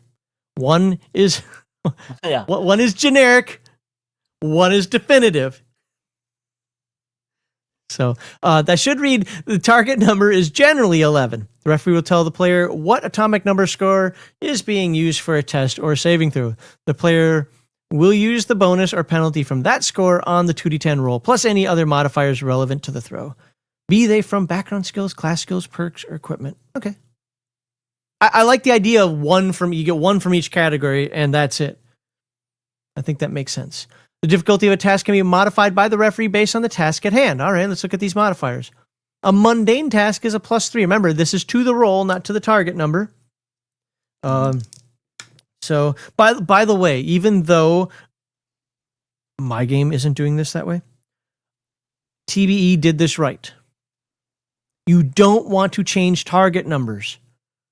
That actually adds confusion to players, in my experience. Now you'd be like, doesn't confuse me. Okay, expert, we get it. But for normal people, adding to the die roll is much better than adding or subtracting to the target number. Having a nice, consistent target number is just, for most people's brain, is the right way to go.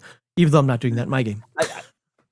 Sort of, because there's also in my game that I'm working on, it's based on like saving throws. So even skill checks are basically saving throws. So you just have like a table with all the different saving throw numbers, and then you check like what difficulty am I on, what level am I. Okay, so if you have a table that tells you what to roll, I'm just saying that if you're modifying something, if you have to make it in your head, I get you. Yeah, exactly. Okay. So impossible 15. That's not impossible, sir. That's improbable. Impossible means you literally can't roll it. Well, that's just the standard phrasing that they use in RPGs, though.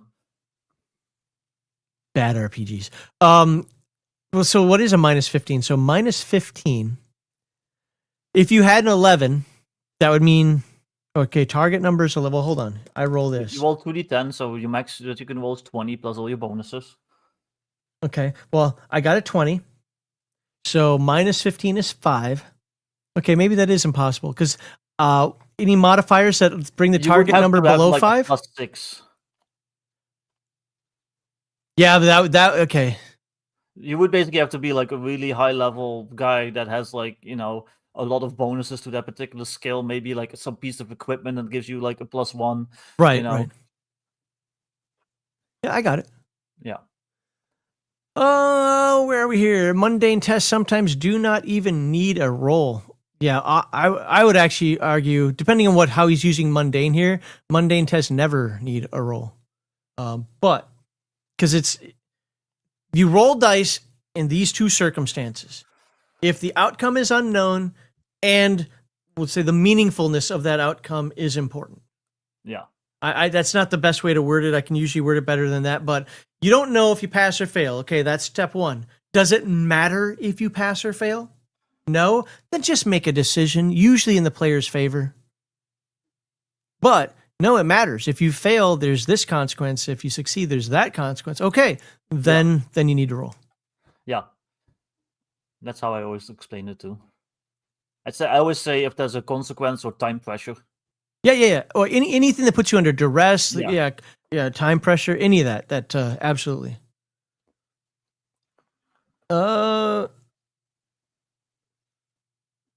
Impossible task. I like this. Could be something akin to unlocking a bunker door under fire while injured and partially blind. Yeah. Yeah, I'd say that's. And it gives an example here. I like examples. Always have more examples. There are never enough examples. I put those in my games too. They're fun to write too, so yeah.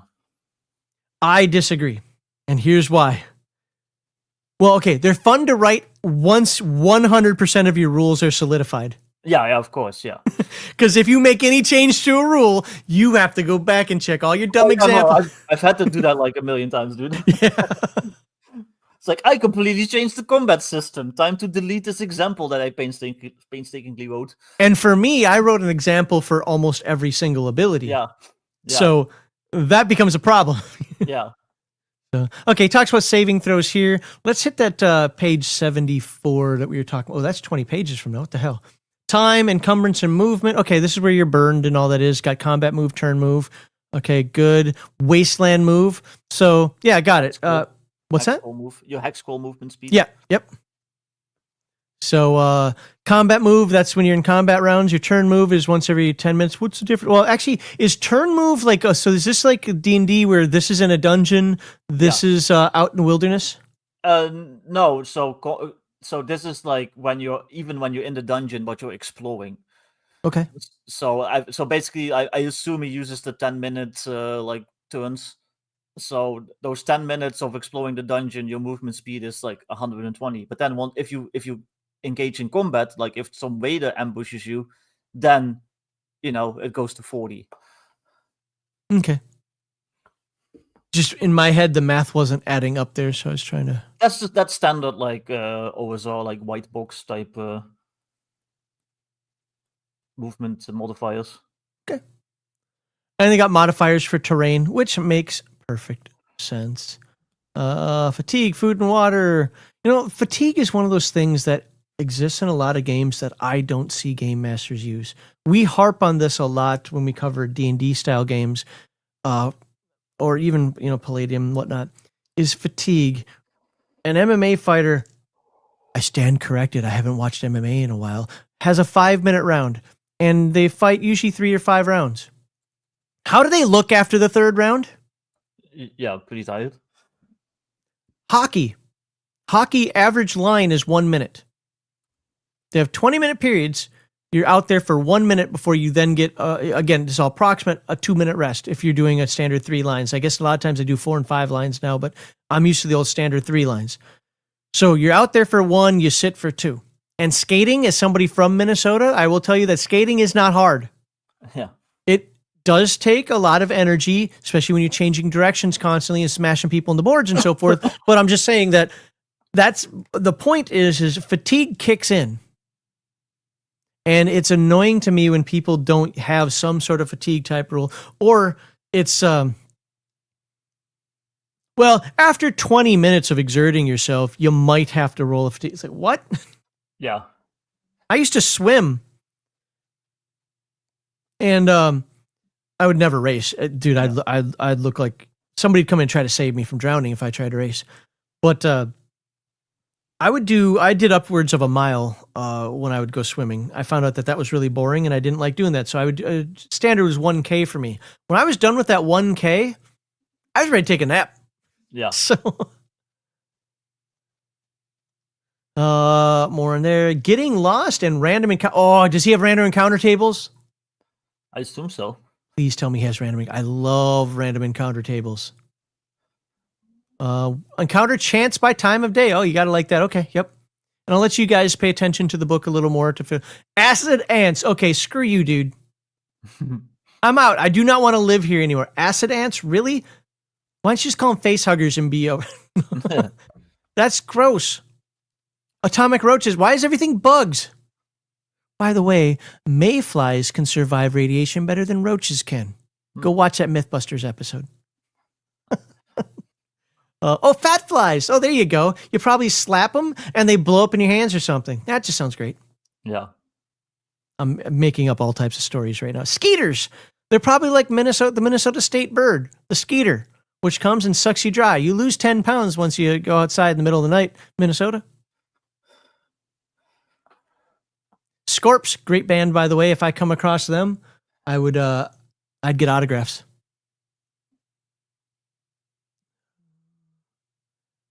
And okay, we got more in there.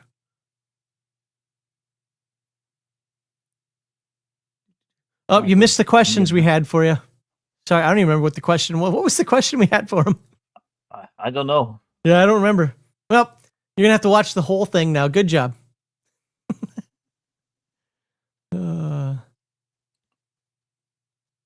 So now it's eating at me. It wasn't about fatigue, was it? No. Encumbrance? No. Whatever. Are we near page 74 yet? Not even close. That's a bad day for somebody. Just saying. You got a big Cthulhu worm trying to eat you. I mean, it could be a good day if a Japanese. You win. You win, sir. Hold on. I have a button here. Is this it?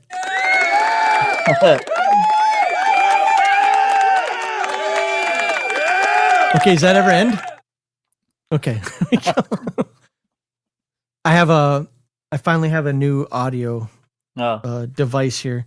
It's actually one of the reasons why I'm streaming, is I need to test my microphone and this audio thingy that I've got to make sure everything sounds right. But looks like people in chat are saying are listening and watching, so apparently I don't sound too retarded. No, you sound fine. You know. More monsters. I love tables. Tables are awesome. Radiation. Nobody wants that. Radiation is one of the greatest threats to life in the wasteland. After the fallout of the bombs, it was everywhere, in the water, in the food, or concentrated in irradiated places throughout the landscape. When a character comes into contact with radiation or radiation source, the character must make a saving throw against it. Failure results in the character accumulating a specific amount of radiation points. Okay, we're playing Mutant Year Zero now. Love it. If radiation points exceeds a character's toughness score, the character dies. Well, most of the time. Most of the time. There's a 1 in 10 chance that a non-mutated individual can become a mutant instead of dying. You know what? You're very generous, sir. 1 in 10 chance, you know? I like that. Yeah. Well, you know, it's that pulpy you're right. Apocalypse stuff. So you're saying there's a chance. Yeah. Okay, that's cool. I like that. I don't think that glass that you're wearing on your head is safe. I'm going to throw one of my bottle caps. I'm just going to snap one of my bottle caps pop caps. Yeah. Bunker generation. All right, this is for making bases, it looks like. That's an excellent thing to add to a post-apocalyptic game. I actually am surprised that it's there, especially in a book this size. But that's what happens when your rules aren't complex. You can actually add in more stuff. I like that. Where are my ranges? You got elevators. What is this? Oh. Terrain types, okay. Is this range combat now? Guns. Okay. Settlement construction, okay. So we went from a bunker to a settlement now. You got the full gamut here. This is we're in domain play now, buddy. Yeah. Strong doors, settlement costs. By the way, is this one of the reasons why I really liked Forbidden Lands from Free League, is because I loved how it incorporated the stronghold, the hex crawl, the individual adventures, like everything all wrapped into one. I thought it did an amazing job at that, and it seems like John, probably not intentionally, but because he's going his own route with it, did something similar, has put all of that together in one form. And domain play, especially when you start domain play right off the bat at, say, level 1, as the character's trying to get a place to hide out, maybe build a settlement around it to get some resources, tax the people, but yeah, you got to offer protection for that. Yeah. It gives them a reason to continue to go out and get pop caps, and build relationships with neighboring villages and so forth. It gives you impetus to keep adventuring. Yeah, definitely. Also, since you have to also do upkeep and keep your people fed and like all that stuff, there was like rules for like calorie intake and like all that shit. So. Bunkers are like dungeons. Oh, okay, yeah. I got it. So it's got random Design your own dungeon, basically. Yeah. Yeah. Okay. I still use the central casting book sometimes for that. If I'm actually like, I don't know what I want here. There's an old central casting dungeons book by it's a transgender dude, chick, whatever. Paul Jacays. Anyway, he did the central casting books. Didn't he die recently? I don't know.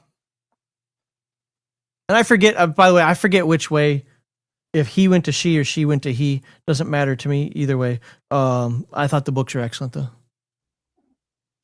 Oh, Jaquays? Yeah. Jamiroquai? Okay, determine population. You know, this is stuff that other people can worry about. I just want to get to the range stuff. Should be right around here. Hiring other specialists. That's kind of a design feature that I think TBE and I disagree on. I hate hirelings and mercenaries and all that other nonsense.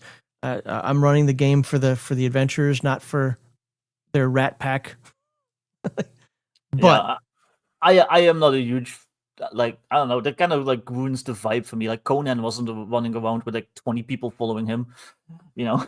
So I I'm kind don't of with mind if you, they're but I don't mind if they're abstracted, like yeah, as in, hey, we've got some people watching the wagon. We've yeah, got some people who will take some crap back to town for us or whatever. Yeah, but this whole idea of I need a torch bearer and I need a cartog. No, you guys are doing that crap. yeah, But again, I know that's definitely part of old school play, and I know that there are yeah. people Well, out he there who also, love that kind of stuff. as So he mentions, it also helps with the settlement management because you might want to have somebody, actually running it while you're off oh yeah. That getting popped up. absolutely. So, like using the Free League example again, yeah, you want the alchemist there. You need an actual person to be the alchemist, right? That's not going to be No. you. So, in that regard, I agree. I guess I'm talking when they're used on the adventure with you. Yeah, Unless it's part of like the narrative. Again, I don't like using some of those words, but I need to keep Victor, the guide, alive because he's the one that's going to show us how to get through something. It's kind of like yeah, an escort quest, so to speak, from an MMO. Then I don't mind, but I don't like it when they hire like all these different people because, in my experience, the players, and I know there are ways around it, I just don't want to deal with it. I'm lazy. Will be like, oh, send him in first. Send that guy in first. Oh, he died. Ha ha. At least it wasn't us then. Hey, why don't you go to poke around see if there's any traps? No, you have a thief for that. yeah. Like, I don't know. I like to emulate just the pop culture that I grew up with. So it's Indiana Jones, it's fucking Rambo, it's fucking yeah. Conan, and those were just dudes doing cool shit by themselves. So Yeah, and for me, it was more with Lord of some the Rings friends. and Yeah, Dragonlance. The heroes of the yeah, Lance, yeah, or even some of the other D&D book, like the Avatar trilogy. yeah, Mr. Kalimvor and yeah, whatnot. Like it was just them yeah, doing it. exactly. Or Fafart and the Grey Mouser or something. It's Yep, like two, exactly. two dudes. So yeah, like having like five low level people like to carry your gear and like fight stuff for you. I don't know, that kind of just ruins the vibe for me. Yep, 100%. I'm with you on that, and I don't care how realistic it is. I don't like it. Yeah. But again, that's all taste, and I get Yeah. why. I mean, I've done it. Like, if that's what the game is built around, Yep. I'll play it that way. I'm not gonna complain. But Yeah, we each have our throw preferences. away your advantage, right? Or throw Yeah. away a tool Yeah, you can use. exactly. Yeah. Well, but you always have to say that though, because people I've noticed in the hobby, they pretend that if you have a preference, that means that you must completely hate that other Yes. thing, and Yep. that you never want to deal with it. You never want to do it, and you just fucking despise it. Like, no. Do you prefer bacon or sausage? Yeah. I prefer bacon, but I'll eat. Well, why do you hate sausage? Yeah. Yeah. Like, But no, that's happened to me Yep. constantly. oh yeah. Yeah, we've actually gotten kind of defensive on that. I noticed probably me more than Heathen Dog, but we'll actually address that right off the bat when we do a live stream. We're talking about a game, be like, "Oh yeah, I really like this." Now that doesn't mean I don't like the other thing. I just prefer it this way. Yeah. Apothecaries, Mercenaries, Healing on the Red. Okay, I thought didn't you say it was page 74, or did I miss what page that was I thought it on? was 74. What page am I on in the book? Oh, 71. Oh wow. Okay. So the PDF is 77, but the book is 71. So, okay. Combat encounters. Oh, there we go. Reaction rolls. I love it. I don't use reaction rolls 100% of the time. I use reaction rolls when I don't know how I want the NPCs to react. There are times when I specifically have in my head how I want the NPCs to react based on what the players do. But then, a lot of times, random encounters, so for, I don't know. Yeah, I use them for random encounters and like stuff like that, or if they decide to talk to an NPC that I don't have in my head, if they just randomly just like, "Hey, we're gonna talk to the baker's wife." I'm like, okay.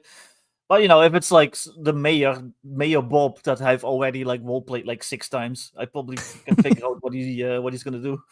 Yeah, by that point, I've got to give him a real name and maybe Yeah. some stats, and then hate my players for making me think of a name. Yeah. Attack rolls. Okay, well, actually, let's look at this. Initiative modifiers. Because initiative, well, in obvious fashion, sets the tone of the fight. If you're outnumbered, it's a +2 modifier. Whoa. Okay, hold on. Let's go back. Let's find the initiative rules real quickly here so I know what we're doing. Scroll over. Initiative is simple. Oh, you say. Now that you said that, I'm going to make it complex. So Atomic Punk 2240 uses side initiative as is easiest to keep track of. Yep, I'm going to make that complex.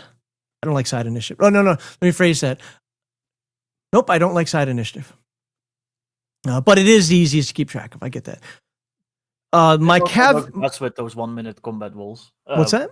It also works best with those 1 minute combat turns, in my opinion. If there's synergy in abilities, then I'm cool with side initiative. Else, you know what? Sometimes you go before me. Sometimes, see, I believe that combat is chaos, and I believe it is a scrum.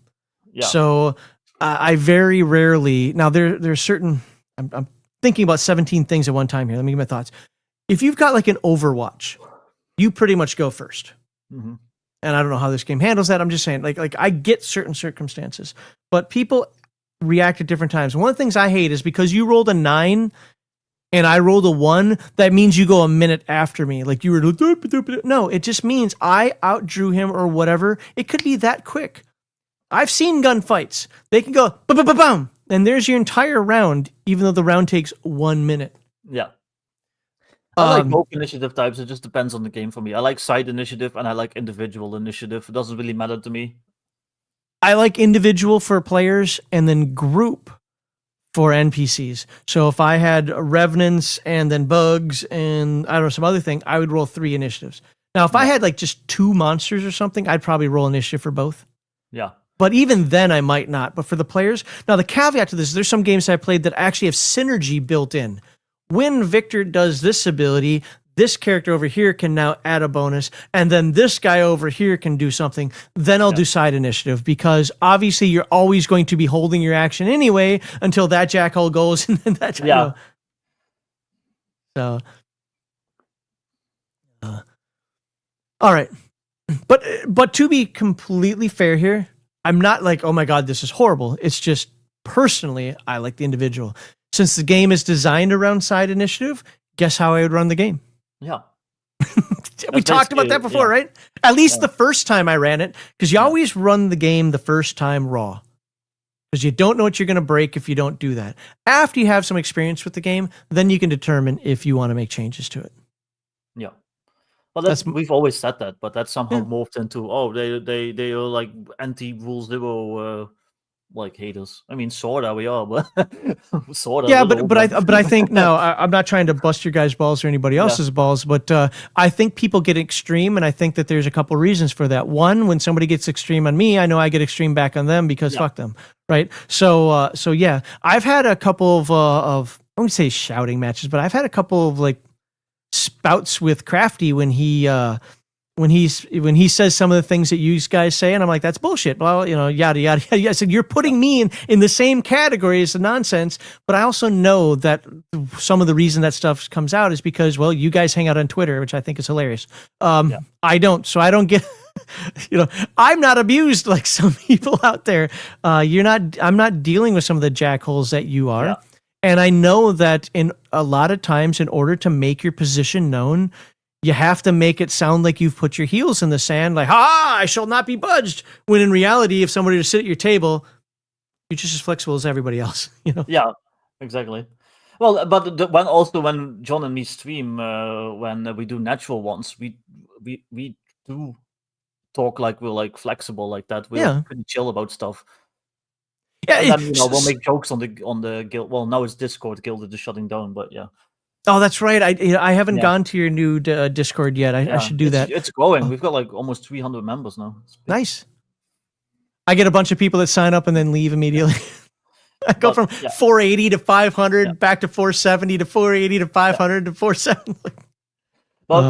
But it's like you said, people are extreme and they take on extreme positions, and then they come at us, and then we react in kind, and then somebody who doesn't actually really know us, they just see that, and then they assume that's how we are, and it's like, no. Yeah, well, it's like with me, I'm very, very adamant about certain things. Like I despise any WotC version of Dungeons & Dragons because I don't believe in all race, all class. And then I always get somebody to spurg out of me, we always did all race, all class, blah, blah. I always allowed this, I always did that. Well, maybe you did, but I didn't. Now, that's number one. Number two, And then I use this story. And some of you guys are probably sick of me saying this, but I allowed somebody to play a fairy dragon in one of my games. Wait, Max, you said that you don't allow. Because at the table, you can make what decisions you want. What I don't want is that normalized. Yeah. I want that to be the oddity. For Atomic Punk 2240, if I were to convert it to individual initiative, I should be the oddity. You have to have a baseline when you talk about games. If I talk about Dungeons and Dragons with Victor and TBE and other people, I have to normalize what we're talking about because I come from the standpoint of second edition AD&D. You might come from the standpoint of white box. Well, there's a difference between those. It's not a gross difference, say like, WotC, but we have to have a baseline of what we're talking about. And when somebody says, hey, dwarves can't be clerics. Well, do I assume he's playing in his own world? Do I assume he's playing first edition AD&D? Where well, that's why I said, but I've often said that the baseline per edition, obviously, because you can't really like speak too globally about D&D in general because every edition has like its own quirks. But if you're talking about a specific edition, the baseline for me should be what it says in the book. So if I'm talking with somebody on Twitter about 2E, I want to talk about what it says in the book, and I'm not really interested in the Rule Zero nonsense. But then a lot of people, they won't accept that. They want to start talking about how they run the game, and then you have to be like, oh yeah, that's amazing. Like, no, I want to talk about what it says in the book that I spent $50 for. 100% agree.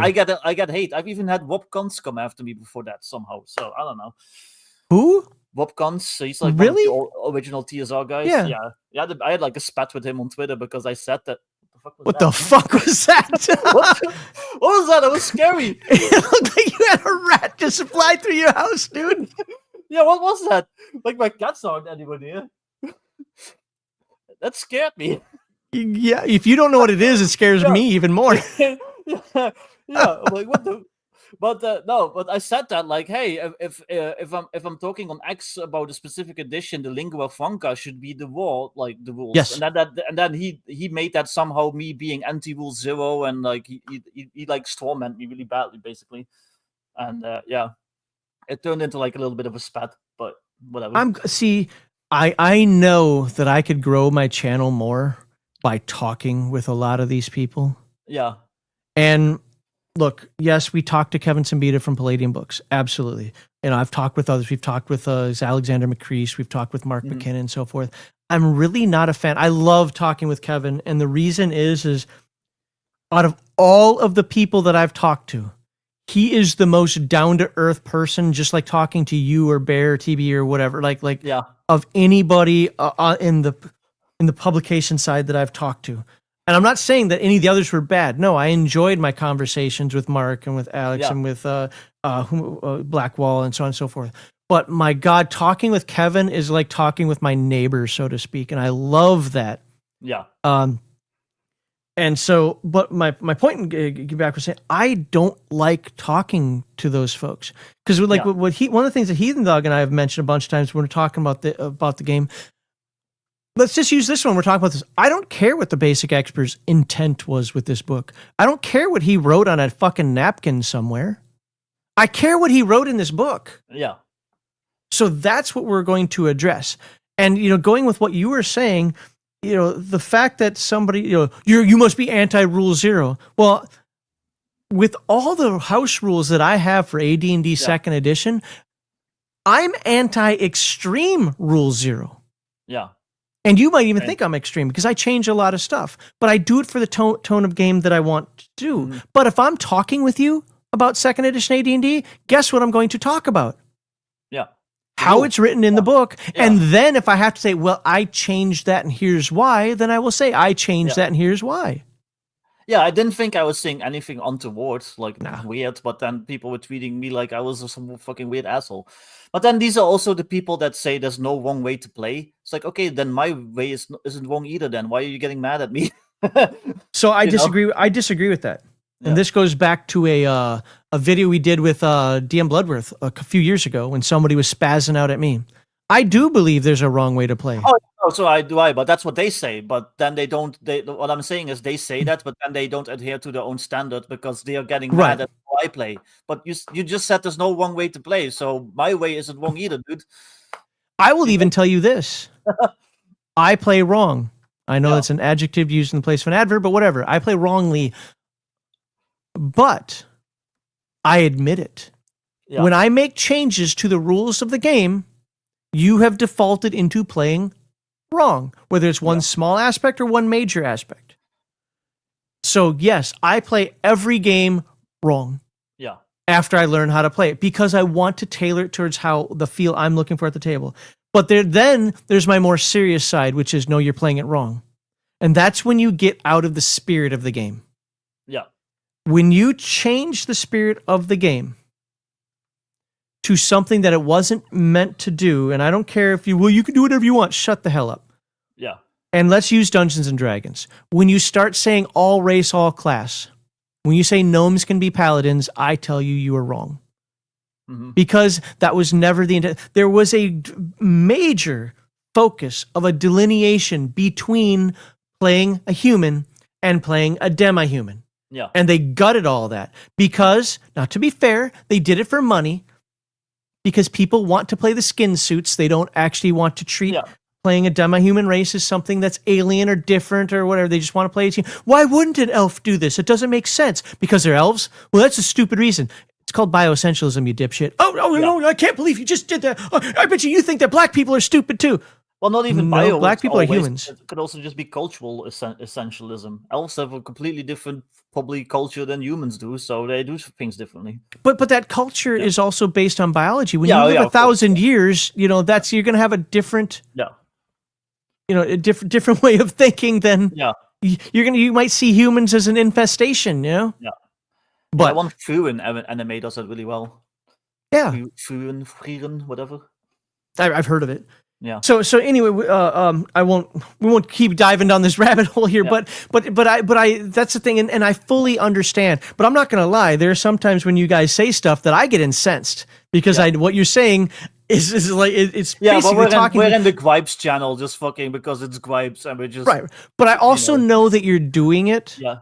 Because of frustration and because of the way. This is why you don't see me react. It's honestly one of the reasons why I haven't been to the Gilded server in a while. It's not that I hate you guys or anything like that. I've been kind of avoiding everybody. I've been avoiding Bear, Brian, all the people, just kind of being with myself because I found myself that I was becoming a little hypersensitive to things that people were saying that I didn't need to be, because if I just would have looked at the context of why you were saying it, even if I fully disagree, it wouldn't have been a big deal. Yeah.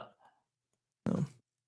But as far as like the whole war thing, like I say that like, I want the lingua franca to be war because I've had like those situations like for initiative. You ask a question on X. It's like, hey, how does initiative work in Atomic Punk? I don't understand it exactly. And then instead of somebody responding with like explaining how initiative works, they go like, oh well, we just throw away initiative. You don't need it at our table. And they just go on this whole tangent about how they rule zeroed initiative.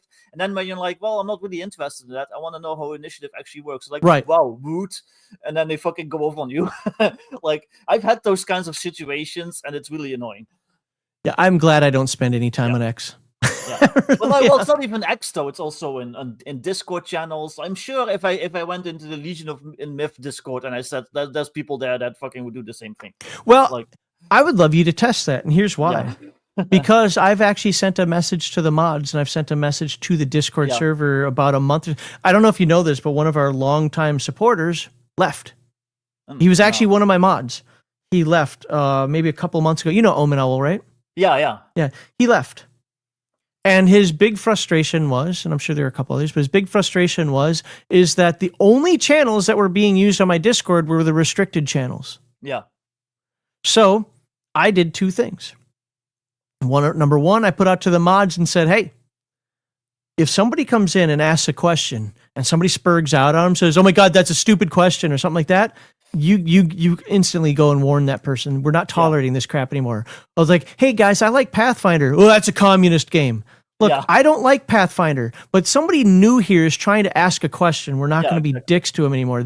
So I've got the mods paying attention to that now. That's number one. And number two, I am now paying $5 a month to run a bot that does a point system on my Discord. It costs 2 points to type in the restricted channel, and you get 1 point, and you have to have a post of 20 characters or more in the gaming channels. So basically, you have to make 2 posts in the gaming channels for every post you make in the restricted channel. Oh, the restricted channels are dead now. Yeah.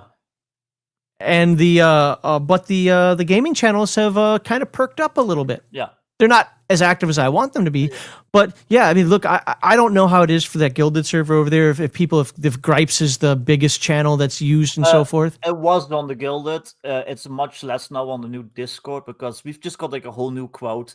Gilded was kind of limited because not everyone wants to fucking deal with Roblox and download the new pro. Most everyone is on Discord. Dude, I loved Gilded. I thought it was so much better than Discord. Yeah, it was pretty nice, but I don't know.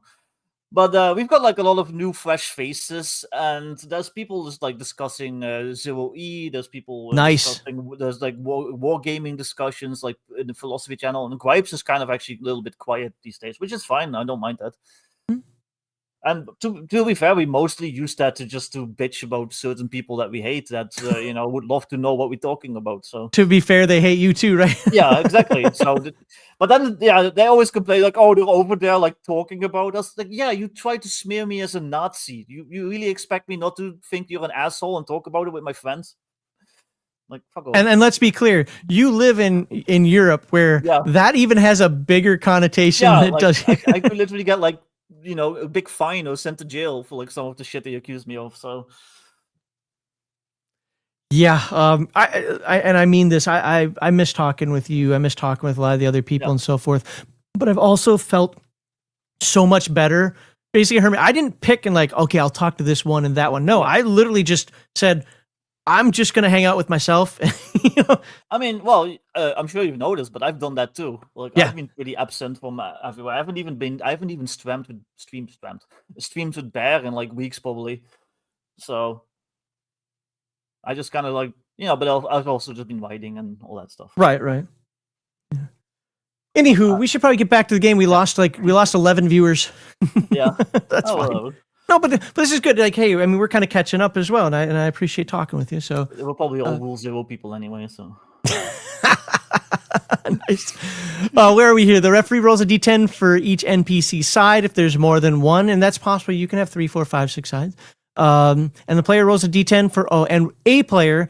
Is it a caller system like old school D&D where it had a caller where all the players would say this is what I'm doing, and then the caller? I guess you could do it like that. I never do it like that. I always just let the players discuss among themselves how they are gonna approach stuff. I don't really like the caller. Like I don't want to just sit there quietly and let somebody else do all the talking. Well, no. The way I understood that it worked and the way I saw it work was that the players would sit around the table and say, "This is what we're going to do." Yeah. Again, it's a very war gamey thing, right? Yeah. Where they're talking about what they're going to do, yada yada. I'm going to go over here. I'm going to try this. Okay, you do that. Well, what are you going to do if he's doing this? Blah blah blah. And then in the end, one person kind of wraps all that in a burrito and says, "Okay, game master, this is what we're doing." Yeah, I get it. I don't know.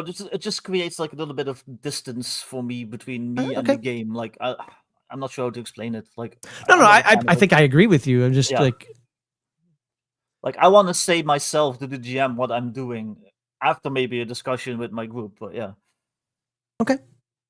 The side with the higher initiative roll makes the first move. The lower side, so with the lower rolling side or sides performing moves and attacks afterward. Got it. Ties mean that both sides make their moves and attacks simultaneously. I love the basic expert. I love that. I don't like it when it's like, well, compare decks or compare levels or compare. No, sometimes things happen at the same time. Absolutely love that. This means that characters can kill each other at the same time if both land deadly attacks on simultaneous initiative roll. Heck yes. I'm in. I'm not lying, man. I can't do it tomorrow, but I'm adding this game to my list of games that I want to run. Yeah. And I have a very, very short list of games that I'm like, I really want to run the game. I think you did a good job. Oh shit! We summoned Omen Owl by talking about him. Yeah, what's up, Omen Owl? Omen Owl is still a mod on the YouTube side. Haha. Still a mod on YouTube, dick. I mean, what? Now, if you heard what I said, I'm not going to repeat it, Omen Owl. If you didn't, I'll do a quick repeat for you. Based on you leaving the Discord. Anyway, let's go to... We were just calling you a poo-poo head. It's fine. No, I did actually. He can scroll back. He can rewind and find out what we said about him. You did hear? Okay. Yeah, but my biggest complaints on there were the fact that new people would come in and be like, God, I asked one question, I got jumped on. Like, what the hell? I'm not staying here. You guys are a bunch of dicks. Yeah. And I would look at the responses, and it was either some Tourette's or autistic type response, or some like, only communists play that game. And so I get it. I mean, I know some of the people that do that you're talking about, and I have dealt with them too. They would even do that in the chat for like the Friday chill streams and stuff. Yeah, so look, the restricted channels, you can still do all that stuff. I don't care. Yeah. But in the public channels, we're gonna be a little more. We're gonna stress that we're decorum a little more. we're gonna try that, and I think it's working out. Yeah, us starting the Basic Expert Discord, we kind of saw that as like a fresh start, like a new leaf. So I was actually kind of like happy. I don't know. Well, like I said, I wish Discord worked like Guilded. I think the Guilded forums work better. I love the media use. I like all those things to me work better than Discord. That Roblox thing though was a killer, right? Yeah. Okay. So initiative modifiers. I guess I can see it here.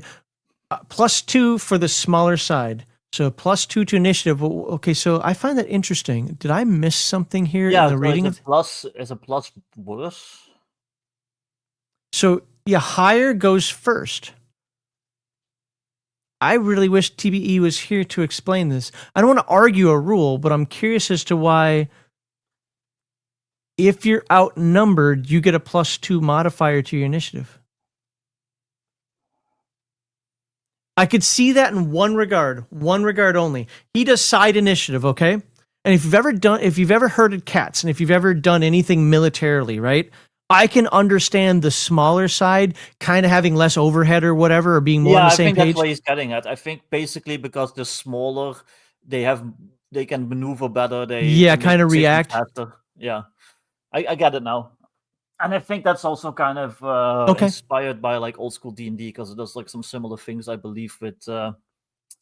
Well, like and that makes sense. A skirmish unit is going to work a little quicker than a full-on phalanx formation.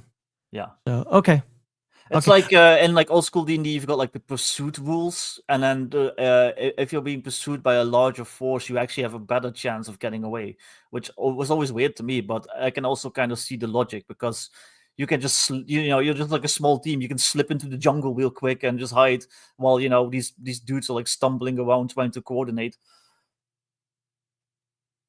Yep. Again, it might be hard for some people to wrap their head around, but I think anybody that's been in the military will see this. And especially if you understand medieval. This isn't a medieval game. Shut up. He's based it on D&D, as Victor said multiple times here. Kind of understands it. Do I like it? Personally, no. But I get it. And at least to start, I would use it just to see how it works out. You know what? It might change your tactics a little. One of the things that I like to explain about rules, and tell me what your thoughts are on this, is rules. We talked about this a little bit earlier, is that rules are the universal constants. Gravity's 9.81 meters per second squared, right? Like that's kind of what these numbers are. Would this make you act differently than you would in the real world? Maybe, but you're not in the real world. You're in this game world. You play by the game world universal constants. Yeah, and sometimes not being exactly like the real world makes for like fun situations. Yeah, yep, exactly. Okay, so that's initiative. Attack rolls, let's look at that, are done by rolling 2d10 and totaling the roll. Ranged attacks may add the character's agility modifier to the roll. Thrown attacks or melee attacks can add the character's might score modifier, okay? Again, very D&D-esque. If a character or a monster has any attack bonuses, this may also be added to the roll. Finally, the modifiers from the weapon used against the defender's armor. Oh, so there's armor type modifiers, huh? Okay, from the weapon used against the defender's armor and the range of the attack for ranged weapons found in the attack matrices. Good. I love matrices. And some people, oh my God, I got to look stuff up. No, matrices make things easier, man. He uses a weapon versus armor matrix. There we go. Like there we go. So let's just go hardened. What's this? Hardened leather. Let's do that tier 6 that we saw before. Hardened metal. Yeah. Okay, so we're in that category. Hopefully you can see that. So, and we're going to go teeth.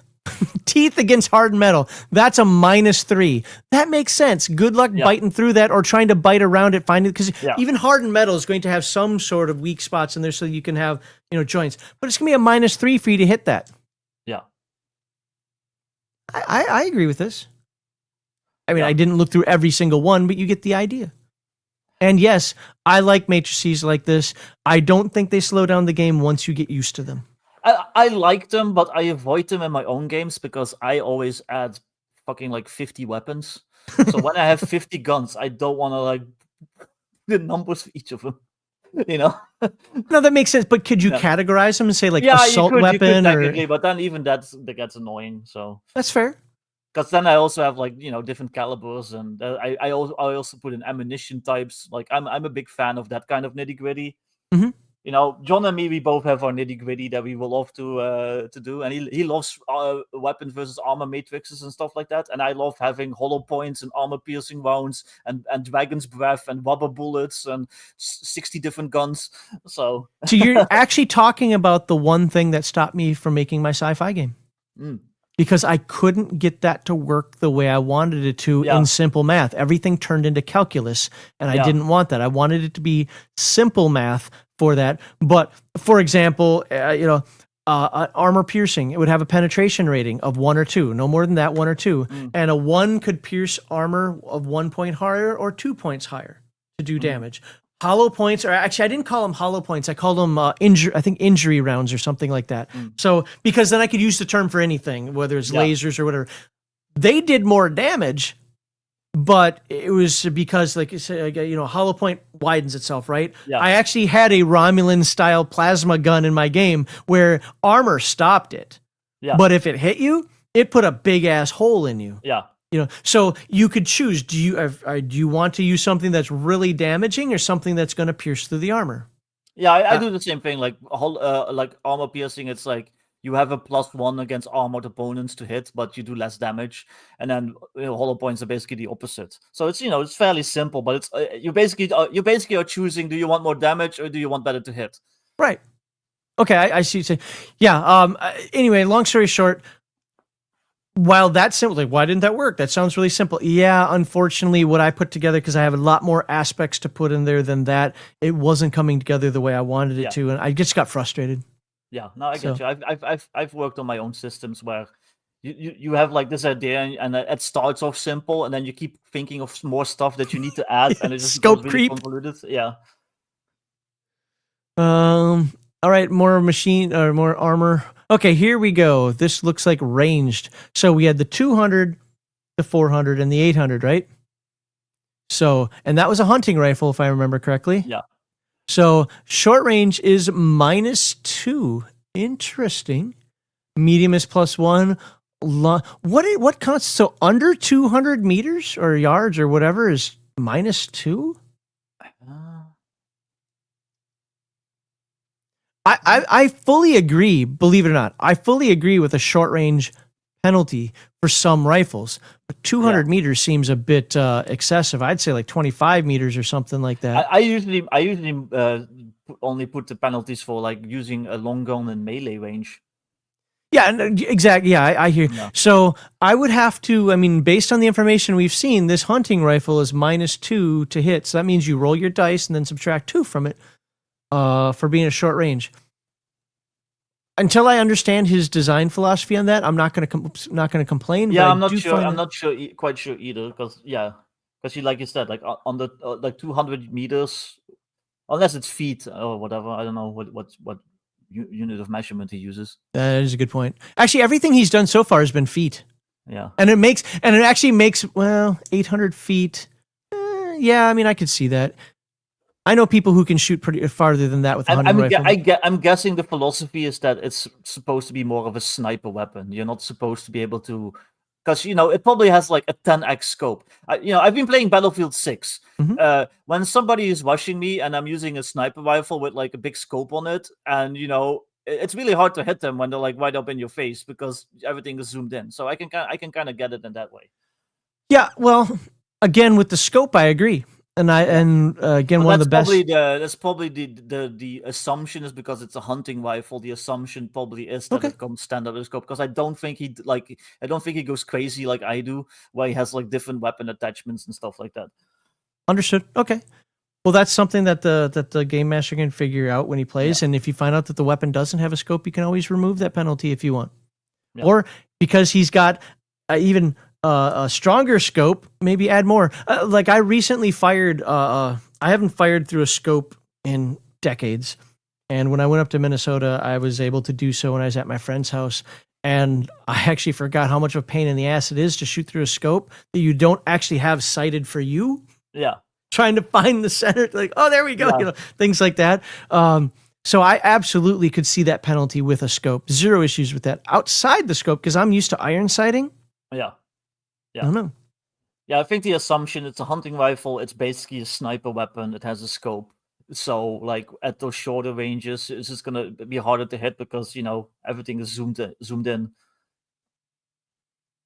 All right, I can't see the logic there. I can't read this section or I'm going to have an aneurysm. You have to basically, it's all abstraction, like, so. Cover and concealment are two completely different things.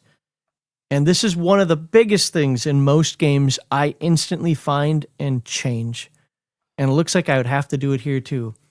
Cover protects you from damage. Concealment protects you from being hit. Those are two absolutely different things. Well, cover also protects you from being hit, though. Of a see-through bulletproof glass, it protects you from the damage of the weapon. Well, I see what you say. I mean, okay, in the pedantic way of saying it protects you from being hit, what I'm saying is it protects you from being targeted versus protects you from being struck. Yeah. Cover and concealment are different, and I have to treat them differently. I get the universal mechanic. It's like, it doesn't matter if you're in cover or you're in the shadows, the bullet is not reaching you, so it's a fucking -4 to the attack. Like, unless your cover system is literally where it like subtracts damage, which, or prevents damage, but you damage the thing you're standing behind. I mean, yes. I always incorporate. So this would be something that, now again, if I ran it the first time, I'd run it like this to see how it works. But then I would absolutely have a difference. This is just standard D&D-ism again. Yeah, D&D's wrong. It is a pet peeve of mine. I've talked with Palladium about this. Yeah. I've talked with other people about this. I completely overhaul the Palladium combat system because of this. I'm fine with it because at the end of the day, the bullet is not reaching you. It doesn't really matter what is causing it not to reach you. It's not reaching you. So that's why they have a -4 or whatever. Abstract it how you want. It's wrong. You're wrong. Well, I said it first. So far, the game has a decent. That's exactly the point, according to Victor. Yeah. So there we go. Okay. Falling damage, critical. Ooh, critical hits. Oh, and they're location based. Yeah, I like that. Critical hits. Uh-oh. Hey, what's going on, Darius? Good to see you over there. Oh, I can't put that on the screen. I'm going to say this and they're all going to think I'm liars, but he says Max is correct here. No. No. That was on the Rumble side. Whatever the mechanic says is correct.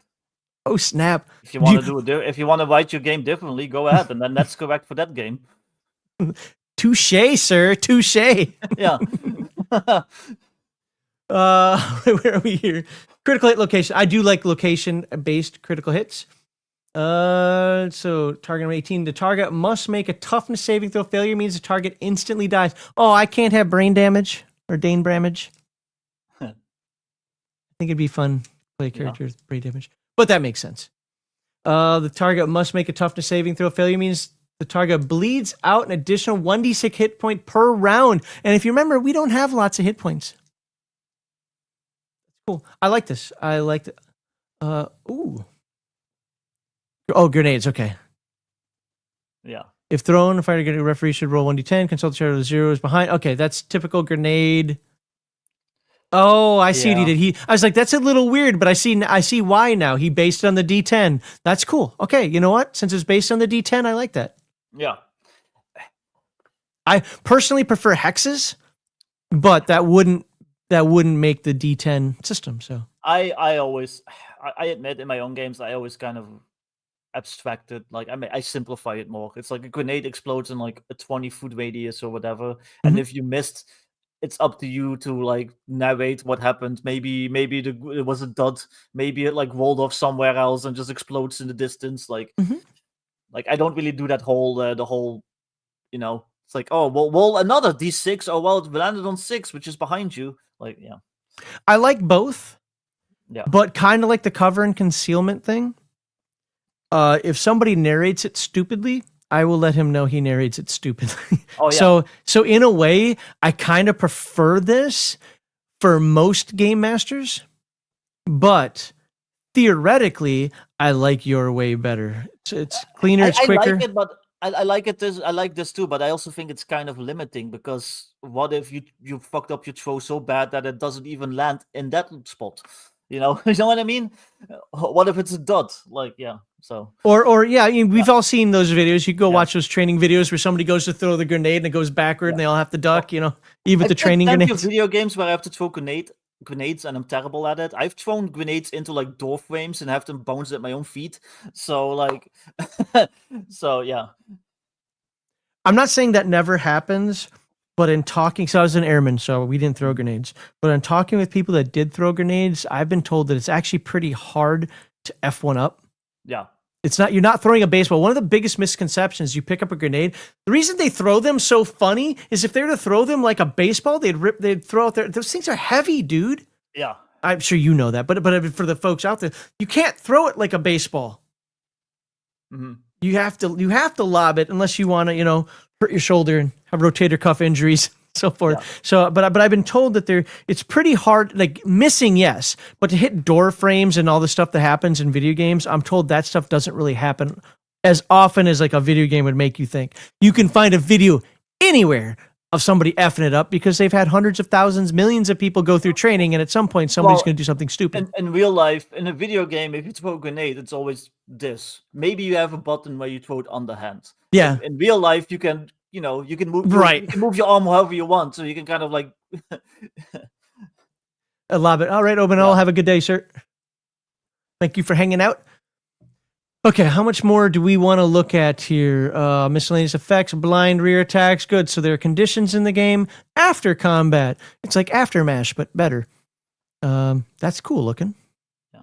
Okay, that's... This has a vibe of, what was that? The black hole. Yeah. That robot, at the end, standing in hell. Poor orc. All he wanted to do was... It's a super mutant, okay? Well, it's ultra mutant.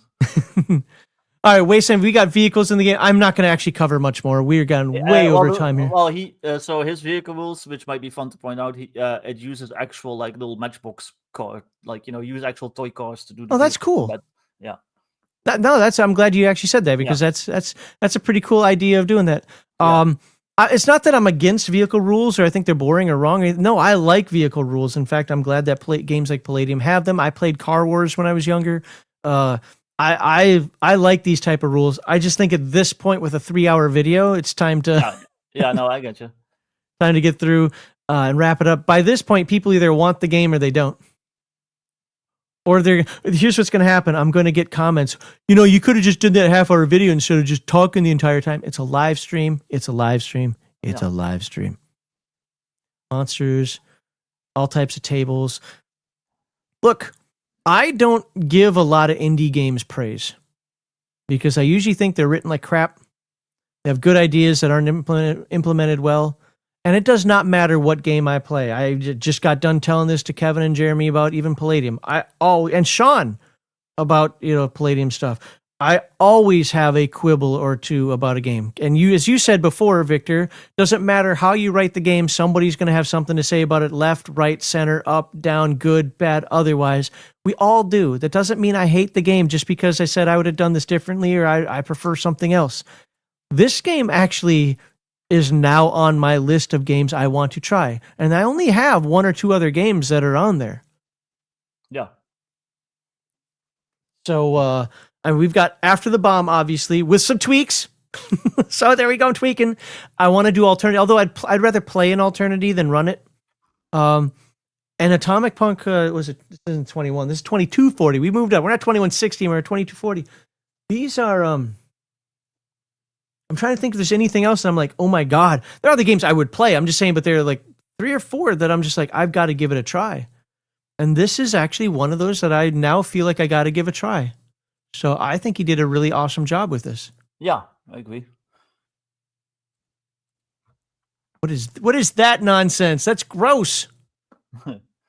The brain thing. Brain tyrant. So cool. Good on TBE. By the way, there's a link in the description right now where you can go get the game if this interests you.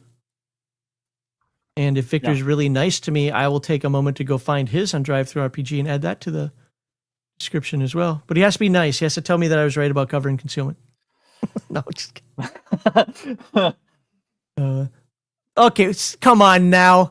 Come on. Yeah. Don't be gross. Actually, that's the type of stuff I love. Look at those monsters, man.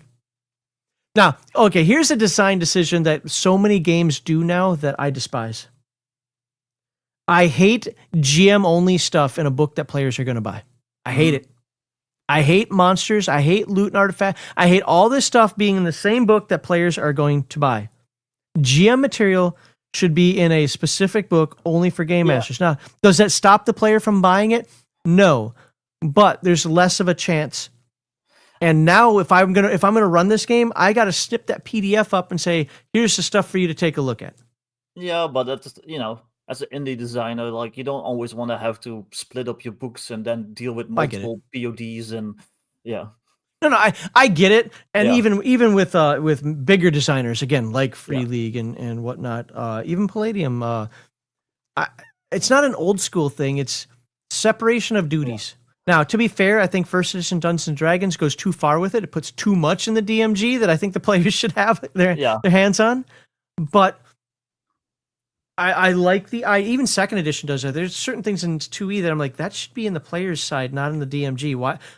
How to gain spell, how to create spells. Players are going to want to know how to do that. Why is that in the Dungeon Master Guide? That's dumb. Yeah. But monsters, loot, things like that. Yeah, and I'm not arguing with him, by the way. I think more games do this than don't do this at this point.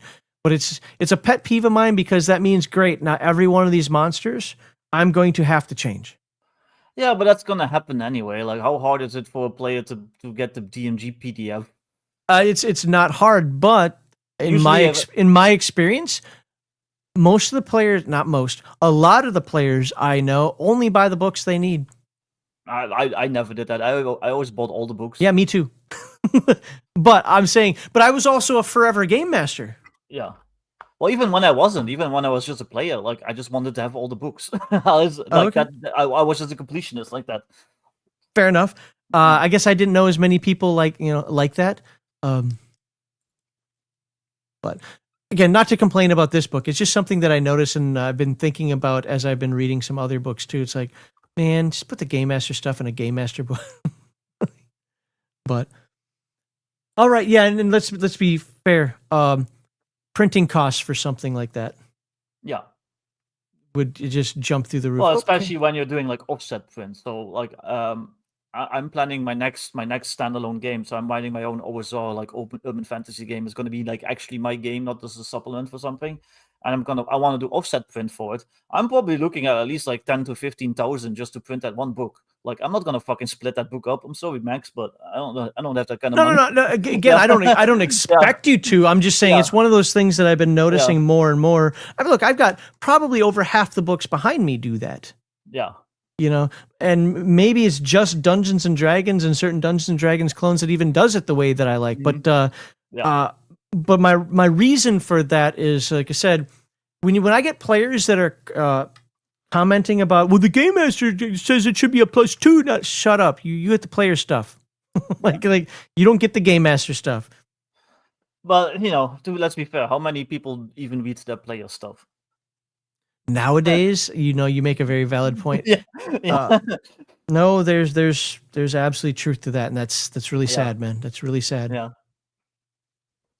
And then for you solo gamers, your masturbators out there, there are solo gaming tools. Something solo gaming is the right term for it. It is not solo role playing. It is solo gaming. You cannot role play with yourself unless you have multiple personality disorder.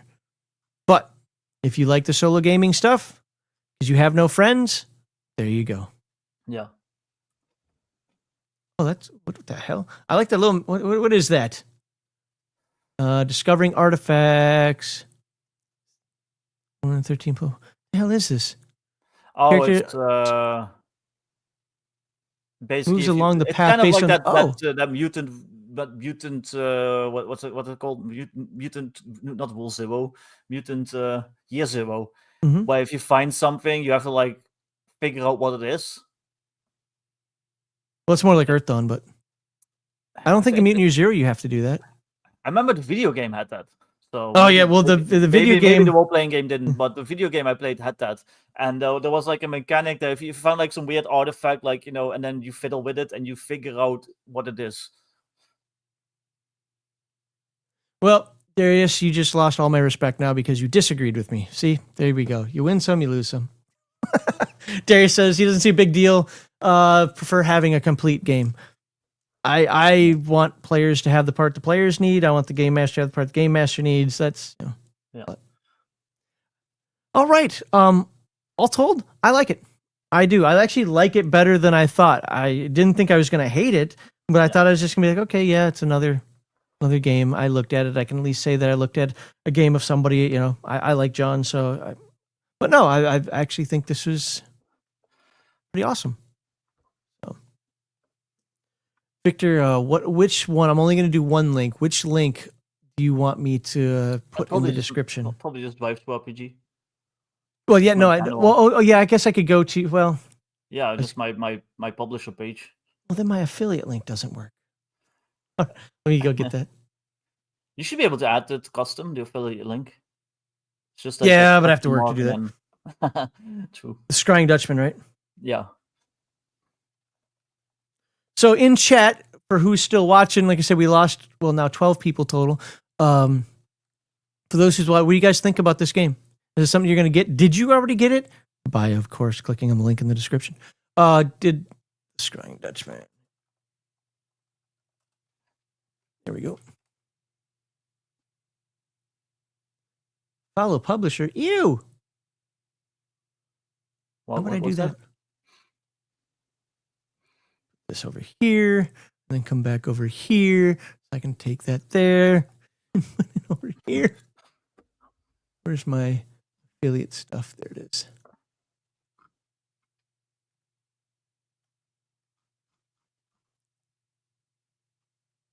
That should work. I think it's an and. There's one way to find out. Hey, it worked. Okay, I will put that in the description right now, and you can check out all his fine works. Tell the fine folks out there about some of your fine works. Who, me? Yep. Yeah, so today I pretty much put most of the finishing touches on Blacklight, which is my Shadow Dark supplement that basically adds modern rules, where you can be basically like a special forces team that hunts extra dimensional monsters and stuff, and you go to like strange new worlds and kill stuff in them. So if you think that sounds cool, check out the Kickstarter for it. Just look up Blacklight for Shadow Dark, and it should come up. You can still late pledge until it's done. So probably not for much longer because I'm almost done, like I said. Other than that, I have similar rules for Old School Essentials called Modern Necessities. You can find that on my drive-thru page. And just a bunch of other stuff like that, basically. I'm tired. I'm too tired to chill. It's all good, man. It's all good. Modern Necessities is great. Waiting for the big book. Yeah, I'm doing a omnibus edition where there's like all the different books like in one. Nice. The graphic novel version of Modern Necessities. There we go. Well, Victor, I appreciate you coming on in here. Yeah, you're welcome. I love the fact, you knew a little bit more about the game than I did, but, where we agreed, where we disagreed, who cared? It gave them a better perspective out there, and that's what matters. Yeah. For the folks out there, considering, is this, okay, so there says, considering getting, is this another OGL clone? He came in late, so don't yell at him. No, it's a 2D10 system that's closer to old school, like white. Would you say white box or BX edition of Dungeons and Dragons? Yeah, it's kind of like BX mixed with like Traveler and Yeah, that's true. He did say Traveler was. So yeah, it's kind of like Traveler meets old school D&D with a 2D10 system. Yeah. So Vic needs to get Bunker in the Badlands done first. Yeah, that's the Modern Necessities Adventure. It's my last stretch goal that I still need to do. And I'm never doing stretch goals again. I've heard from so many people that stretch goals cause all the problems in the world. Yeah. Well, I was hoping to be done a lot quicker than this. Like I like all these plans, and then life kind of got in the way, and it slowed me down. So my plan for stretch goals was going to be this: I'm going to have them done beforehand. Yeah. And if they don't come up, well, then I'll sell them as a side product for even more money. Yeah. And if they do come up, well, then I'll add them as a stretch goal. But I was going to have them done beforehand because everybody has told me, dude, stretch goals, I know people like them. That's what gives a lot of interest in your product and so forth, and gets a lot of donate, yada, yada. But they will mess up everything. Even Palladium, now they haven't gone that hard on it, but even they're like, well, think about this. The books, when we did this, the books weren't tariffed. Yeah. Well, the books still aren't tariffed. Sorry, the product wasn't tariffed. Well, now we don't have to do tariffs on the books, but we do have to do tariffs on the gaming side of it. They're like, all these things have changed since this has started. We have to figure out how to do the shipping. And then the stretch goals came in, and you have to approve all the designs. And in their case, they've got legal wranglings with Nickelodeon and Paramount also because they own the license, all this other stuff. But for the small creator, you just think, oh, I'm just writing an adventure. Well, then the guy who's supposed to do the artwork for it flakes out. Yeah. And then you got all these things that, like, no, have it done first. Yeah. Well, in my case, I got sick. I had like financial issues. There was like all sorts of shit happening in my life that really like slowed me down. So, but on the other end, I've done like 3 books for Modern Necessities in like a year and a half. I think that's pretty decent. A lot of creators can't even do that. So, and then on top of that, I've also done Blacklight. So basically, I've done 4 books in a year and a half, or like So, that's not bad. And Modern Necessities Core, which is what the Kickstarter was technically about, I got that done well on time. So.